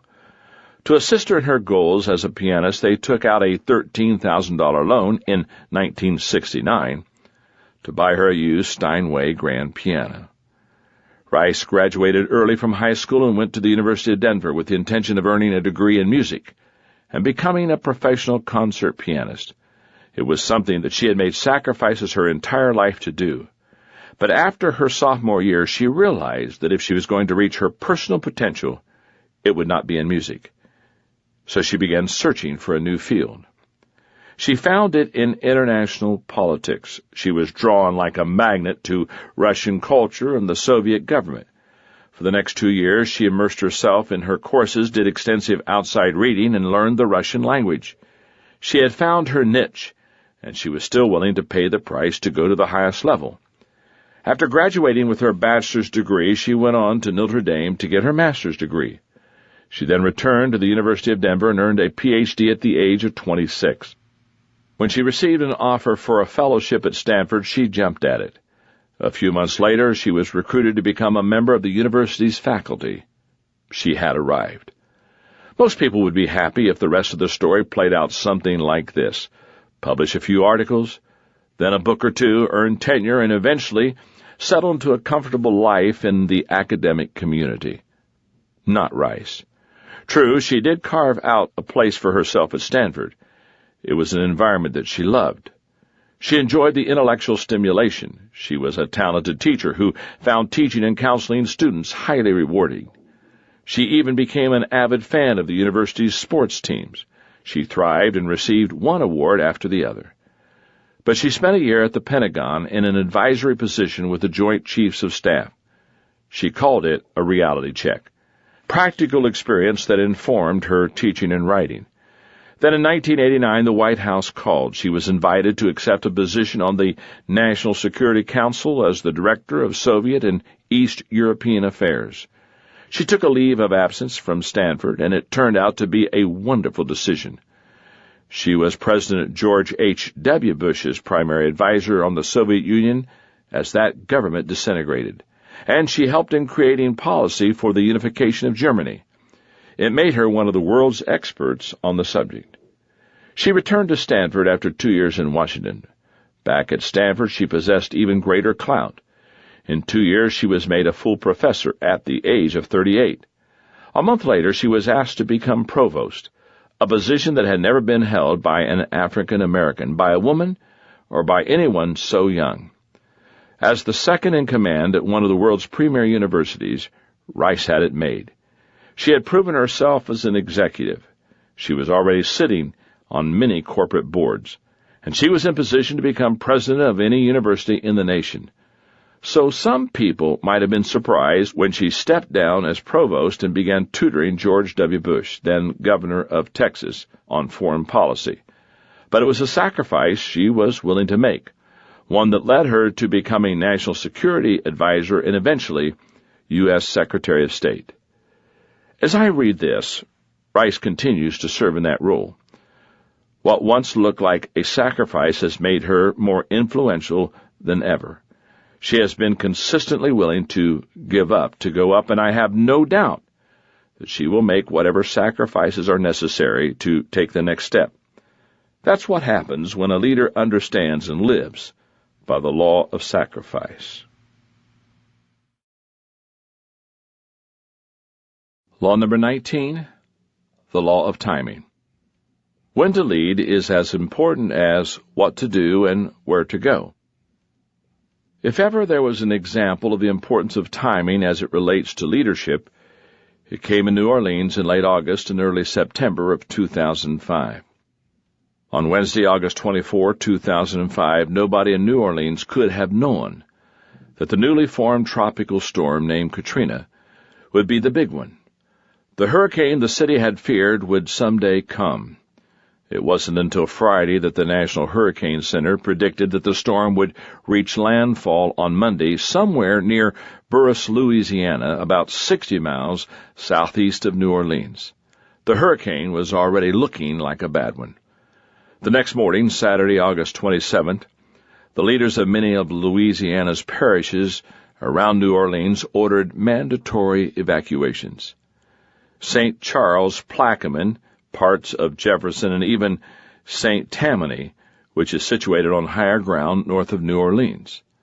But what about New Orleans? Why didn't Mayor Ray Nagin, the leader of the city, order a mandatory evacuation at the same time? Many people say New Orleanians are fatalistic, and they can't be made to move any faster than they want to go. Others say that Nagin, a businessman before he was elected, was worried about the legal and financial implications of an evacuation. I say he and others in government didn't understand the law of timing. When to lead is as important as what to do and where to go. The time to move the people of New Orleans was when the other parish leaders announced their mandatory evacuations. Nagin waited. On Saturday evening, he finally announced a voluntary evacuation of New Orleans. Only after Max Mayfield, the director of the National Hurricane Center, called Nagin on Saturday night did the mayor become concerned enough to act. Max scared the crap out of me, Nagin is reported to have said after the call. The next morning at 9 o'clock, Nagin finally ordered a mandatory evacuation, fewer than 24 hours before the hurricane would make landfall. It was much too late for many citizens of New Orleans. And how did he plan to help those people who couldn't make it out of town on such a short notice? He advised them to get to the Superdome, the city's shelter of last resort, however they could. But he made no real provisions for them. If someone was going to step in and lead, it would have had to occur somewhere other than the local level. Most people began looking to the federal government for leadership, but they violated the law of timing too. Not until Wednesday, August 31, did Director of Homeland Security, Michael Chertoff, release a memo declaring Katrina an incident of national significance, a key designation needed to trigger swift federal coordination. President Bush didn't meet with his cabinet until the following day to determine how to launch the White House task force on Hurricane Katrina response. Meanwhile, the people stranded in New Orleans waited for help. On Thursday, September 1, the Red Cross requested permission to take water, food, and supplies to the people who were stranded in the city, but their request was denied by the Louisiana Office of Homeland Security. They were asked to wait another day. Finally, on Sunday, September 4, 6 days after New Orleans flooded, the evacuation of the Superdome was finally complete. The way Katrina was handled shows leadership timing at its worst. It was botched at every level. Good leaders recognize that when to lead is as important as what to do and where to go. Timing is often the difference between success and failure in an endeavor. Every time a leader must make a move, there are really only 4 outcomes. Number 1, the wrong action at the wrong time leads to disaster. A leader who takes the wrong action at the wrong time is sure to suffer negative repercussions. That was certainly the case in New Orleans as Katrina approached. Nagin's poor leadership set in motion a series of wrong actions at the wrong time. He waited until it was too late to call for mandatory evacuation. He sent faxes to local churches, hoping that they would help with evacuating people. But by the time he did so, the people who would have received the faxes were already long gone. He picked a poor location for the shelter of last resort, neglected to supply it properly, and failed to provide adequate transportation for people to get there. One wrong action after another led to disaster. Obviously, the stakes for every leadership decision are not as high as they were for Mayor Nagin. But every leadership situation requires that leaders heed the law of timing. If you lead a department or a small team, and you take the wrong action at the wrong time, your people will suffer, and so will your leadership.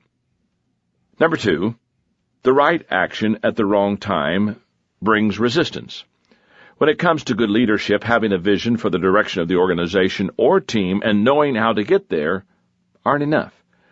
If you take the right action but do it at the wrong time, you may still be unsuccessful because the people you lead can become resistant.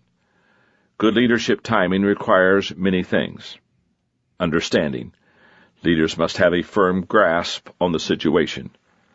Maturity. If leaders' motives aren't right, their timing will be off. Confidence. People follow leaders who know what must be done. Decisiveness. Wishy-washy leaders create wishy-washy followers. Experience. If leaders don't possess experience, then they need to gain wisdom from others who do possess it. Intuition. Timing often depends on intangibles such as momentum and morale. Preparation. If the conditions aren't right, leaders must create those conditions. Without all of those things, timing is bound to be off. Number 3, the wrong action at the right time is a mistake. People who are naturally entrepreneurial often possess a strong sense of timing. They intuitively know when it's time to make a move, to seize an opportunity. They sometimes make mistakes in their actions at those key moments. My brother, Larry, who is an excellent businessman, has coached me in this area. Larry says the greatest mistake made by entrepreneurs and other people in business is knowing when to cut their losses or when to increase their investment to maximize their gains. Their mistakes come from taking the wrong action at the right time. Number 4, the right action at the right time results in success. When the right leader and the right timing come together, incredible things happen. An organization achieves its goals, reaps incredible rewards, and gains momentum. Success almost becomes inevitable. If you look at the history of nearly any organization, you will find a pivotal moment when the right leader took the right action at the right time and it transformed the organization. When the stakes are high, the consequences of the law of timing are dramatic and immediate. That is certainly true in war. In any major battle, the critical importance of timing becomes evident. The Battle of Gettysburg during the American Civil War is a prime example. When Confederate General Robert E. Lee took the Army of Northern Virginia into Pennsylvania in late June of 1863, it was the third year of the war, and both the Union and the Confederacy were growing weary of this conflict. Several days prior to the battle, Lee told General Trimble, "I have not yet heard that the enemy have crossed the Potomac, and am waiting to hear from General Stuart. When they hear where they are, they will make forced marches. They will come up, broken down from hunger and hard marching, strung out on a long line and much demoralized when they come to Pennsylvania. I shall throw an overwhelming force on their advance, crush it, follow up the success, drive one corps back into the other, and by successive repulses and surprises, before they can concentrate, create a panic, and virtually destroy the army." Lee was trying to seize the opportunity for overwhelming victory. He didn't know until the morning of July 1 that the Union Army had already moved north. By then, some of its forces were already engaging Confederate troops on Chambersburg Road west of Gettysburg. That development disrupted Lee's strategy and ruined his timing. Lee's first instinct was to hold back and wait for his army's full strength to assemble before forcing a major engagement. But always conscious of the importance of timing, he recognized when his troops had sudden advantage. As Lee watched from a nearby ridge, he saw that Federal troops were being routed and retreating. There was still a chance to take action that could lead to victory. Confederate forces could attack and seize the high ground of Cemetery Hill, defended only by a few Union infantry reserves and artillery. In position to take that hill was Confederate General R.S. Ewell. It was still early in the day, and if Ewell moved forward, he could take it. But instead of pressing his advantage when the time was ripe and engaging the enemy, Ewell simply watched. He let the opportunity slip away, and the Confederates didn't take Cemetery Hill. By the next morning, Union troops had reinforced their previous positions, and the South's chance was gone. President Lincoln recognized that the timing was right. The Union Army could crush what was left of the Confederate forces and could end the war. But just as the Southern forces did not seize the moment for victory when it was available to them, neither did their Northern counterparts. General Meade took his time following up his victory at Gettysburg, and he didn't pursue Lee aggressively enough. Lincoln knew he was seeing the Union's chance slip away, and he was right. What remained of the Army of Northern Virginia crossed over the Potomac, escaping destruction, and the war continued for almost 2 more years, and hundreds of thousands more troops died. Leaders from both sides had known what to do to achieve victory, but they failed to follow through at the critical moment. Reading the situation and knowing what to do are not enough to make you succeed in leadership. If you want your organization, department, or team to move forward, you must pay attention to timing. Only the right action at the right time will bring success. Anything else exacts a high price. No leader can escape the law of timing. Law number 20. The law of explosive growth. To add growth, lead followers. To multiply, lead leaders. In 1990, I traveled to a country in South America with my wife, Margaret, to teach leadership in a national conference. I could tell my comments were not connecting with them. They didn't engage, and what I was trying to communicate didn't seem to make an impact. The people I spoke to didn't understand leadership, and they had no desire to learn anything about it.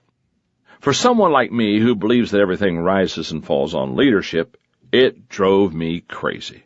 This wasn't the first time I had experienced such frustration. I noticed that whenever I traveled to developing countries, I faced similar situations. I suspect that in nations where there is no strong business infrastructure and where government doesn't allow its citizens much freedom, it is difficult for leaders to develop. On the flight home, I talked to Margaret about my frustrations. I finally summed it up, saying, I don't want to do this anymore. I traveled thousands of miles just to counsel people on petty conflicts. If they would just turn their attention to becoming leaders, it would change their lives. After listening patiently, Margaret replied, Maybe you're the one who's supposed to do something about this. Margaret's exhortation to do something about the leadership problems I had seen overseas stirred something within me. For the next several years, I reflected on the issue and thought about possible solutions. Finally, in 1996, I decided what I would do.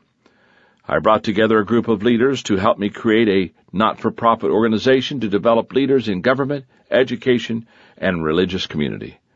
I named it EQUIP, which stands for Encouraging Qualities Undeveloped in People. We would try to develop 1 million leaders around the globe by 2008. How could a small non-profit organization hope to accomplish such a feat? By using the law of explosive growth. EQUIP's strategy, which came to be called the Million Leader Mandate, was to develop 40,000 leaders in countries around the world. Those leaders would attend a training session every 6 months in a city near them for 3 years. The only thing that would be asked of them in return was that they commit to personally develop 25 leaders in their own city, town, or village. EQUIP would provide the training material for the 40,000 leaders it trained, and it would provide material for the 25 leaders each of them would be developing. If the strategy succeeded, we would develop 1 million leaders. It was an ambitious plan. The question was, would it work? I'll give you the answer to that question later in this chapter. You can grow by leading followers, but if you want to maximize your leadership and help your organization reach its potential, you need to develop leaders. There is no other way to experience explosive growth. Becoming a leader who develops leaders requires an entirely different focus and attitude from simply attracting and leading followers. It takes a different mindset. When you're leading a group of people, who typically ask for the most time and attention? The weakest ones in the group. If you allow them to, they will consume 80% or more of your time.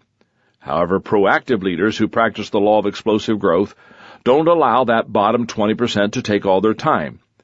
They seek out the best 20%, the people with the greatest leadership potential, and they invest their time developing them. They know that if they develop the best will help with the rest. There's a myth in some leadership circles that promotes the idea of treating everyone the same for the sake of fairness. What a mistake. As Mick Delaney says, any business or industry that pays equal rewards to its goof-offs and its eager beavers sooner or later will find itself with more goof-offs than eager beavers. Leaders who develop leaders give rewards, resources, and responsibility based on results. The greater the impact of leaders, the greater the opportunities they receive. Leaders who attract followers but never develop leaders get tired. Why? Because they themselves must deal with every person under their authority. Being able to impact only the people you can touch personally is very limiting. In contrast, leaders who develop leaders impact people far beyond their personal reach. If developing leaders has such a great impact, then why doesn't everyone do it? Because it's hard. Leadership development isn't an add water and stir proposition. It takes a lot of time, energy, and resources. Once you find leaders, drawing them in can be very difficult. They're entrepreneurial and want to go on their own way. If you try to recruit them, they want to know where you're going, how you plan to get there, who else you're planning to take with you, and whether they can drive. What you're doing has to be more compelling than what they're already doing. On top of that, your organization needs to create an environment that is attractive to them. That is often not the case. Most organizations desire stability. Leaders want excitement. Most organizations desire structure. Leaders want flexibility. Most organizations place a high value on following rules. Leaders want to think outside the box. If you want to gather leaders, you must create a place where they can thrive. As hard as it is to find and gather good leaders, it's even more difficult to keep them. The only way to lead leaders is to become a better leader yourself. If you keep growing and stay ahead of the people you lead, you will be able to keep adding value to the leaders who follow you. Your goals must be to keep developing them so that they can realize their potential. Only a leader can do that for another leader because it takes a leader to raise up another leader. If you keep adding value to the leaders you lead, then they will be willing to stay with you. Do that long enough and they may never want to leave. Convinced that developing leaders was the key to reaching our goal of training 1 million leaders, Equip launched the MLN, Million Leaders Mandate Initiative, in 2002 in several cities in India, Indonesia, and the Philippines. We had chosen those areas because we had the best contacts there and had experienced success there in previous years. The response was overwhelming. Hundreds of hungry leaders traveled to each site to engage in the 2-day training. Some attendees spent as many as 5 days walking to get to the event. And at the end of the training, when we asked attendees to commit to developing 25 leaders over the next 3 years using the materials that we would give them, more than 90% of the attendees signed on. With the first success under our belt, we moved forward. The next year we began training leaders in other parts of Asia and the Middle East. In 2004, we started training in Africa, in 2005, Europe, and in 2006, South America. In some cities, we had very modest success, with a few dozen leaders attending the training. In other cities, people came by the hundreds. Many leaders were able to commit to developing 25 leaders. Some could commit to training only 5 or 10, but others were training 100, 200, or 250 in their towns and cities. As I mentioned, we wanted to reach our goal of training 1 million leaders by 2008. At times, it was a struggle. In some countries, we had a difficult time gaining credibility. In others, it took us a long time to make connections with leaders. But to our great surprise and delight, in the spring of 2006, we reached our goal, 2 years ahead of schedule. Now, what seemed to be an impossible goal seems modest. In 2007, we trained our 2nd million, and we launched an initiative to develop 5 million leaders in the next 5 years. My hope and prayer are that before I'm finished, Equip and its partners will train 50 million leaders around the globe. That's explosive growth.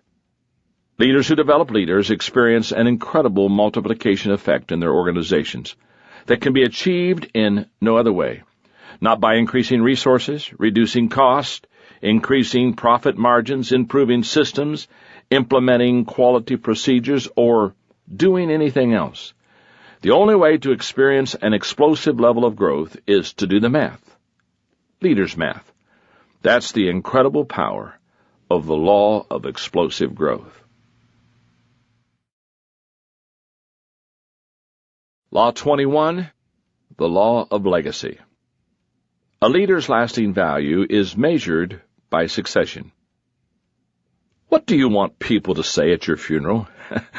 That may seem like an odd question, but it may be the most important thing that you can ask yourself as a leader. Most people never consider it. And that's not good, because if they don't, their lives and leadership can take a direction different from that of their greatest potential and impact. If you want your leadership to really have meaning, you need to take into account the law of legacy. Why? Because a leader's lasting value is measured by succession. Clare Boothe Luce, the writer, politician, and ambassador, popularized the idea of the life sentence, a statement summarizing the goal and the purpose of one's life. When I started in my career in the late 1960s, my life sentence could have been expressed as, I want to be a great pastor.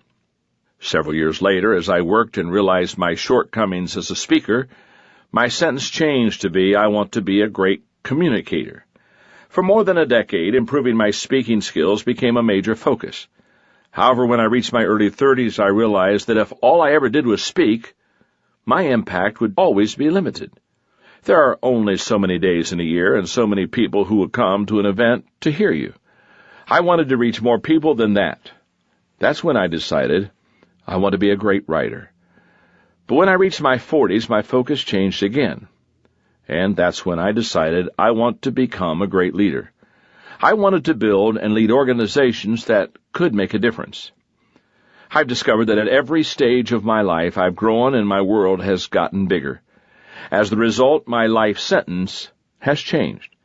When I was in my late 50s, I thought about all of the previous statements I had embraced, and I realized that they all had a common denominator: adding value to others. That was really my desire. I wanted to be an effective pastor, communicator, writer, and leader so that I could help people. Now that I've turned 60, I finally settled on the life sentence that I believe will serve me the rest of my days. When they hold my funeral, I hope I will have lived a life that prompts people to know why I was here. And they won't have to guess at it. My sentence is, I want to add value to leaders who will multiply value to others. Why is it so important to pay attention to your life sentence? Because your life sentence not only sets the direction for your life, but it also determines the legacy that you will leave. We have a choice about the legacy we will leave, and we must work and be intentional to leave the legacy we want. Most people simply accept their lives. They don't lead them. I believe people need to be proactive about how they live, and I believe that is especially true of leaders. A legacy lives on in people, not things. Too often leaders put their energy into organizations, buildings, systems, or other lifeless objects. But only people live on after we are gone. Everything else is temporary. There's often a natural progression to how leaders develop the area of legacy, starting with the desire to achieve. Achievement comes when they do big things by themselves. Success comes when they empower followers to do big things for them. Significance comes when they develop leaders to do great things with them. Legacy comes when they put leaders in position to do great things without them. Just about anybody can make an organization look good for a moment by launching a flashy new program or product, drawing crowds to a big event, or slashing the budget to boost the bottom line. But leaders who leave a legacy take a different approach. They take the long view. Author, educator, and theologian Elton Trueblood wrote, "We have made at least a start in discovering the meaning in human life when we plant a shade tree under which we know full well we will never sit." The best leaders lead today with tomorrow in mind by making sure that they invest in leaders who will carry their legacy forward. Why? Because a leader's lasting value is measured by succession. That is the law of legacy.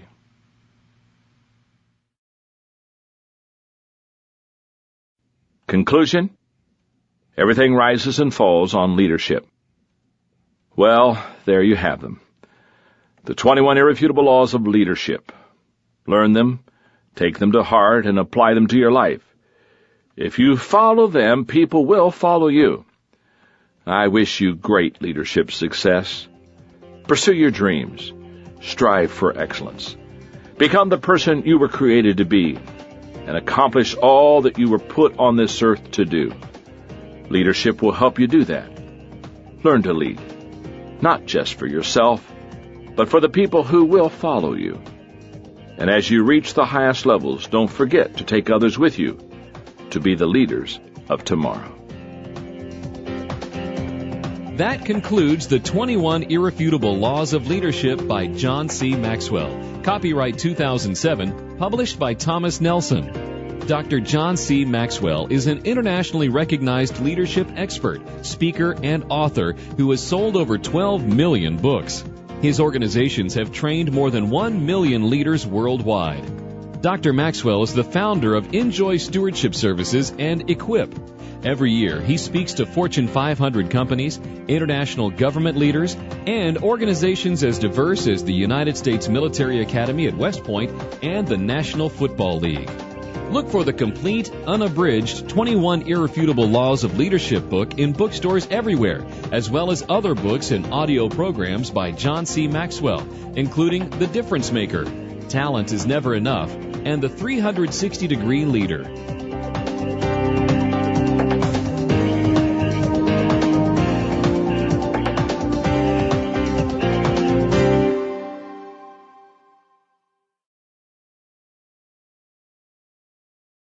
Audible hopes you have enjoyed this program.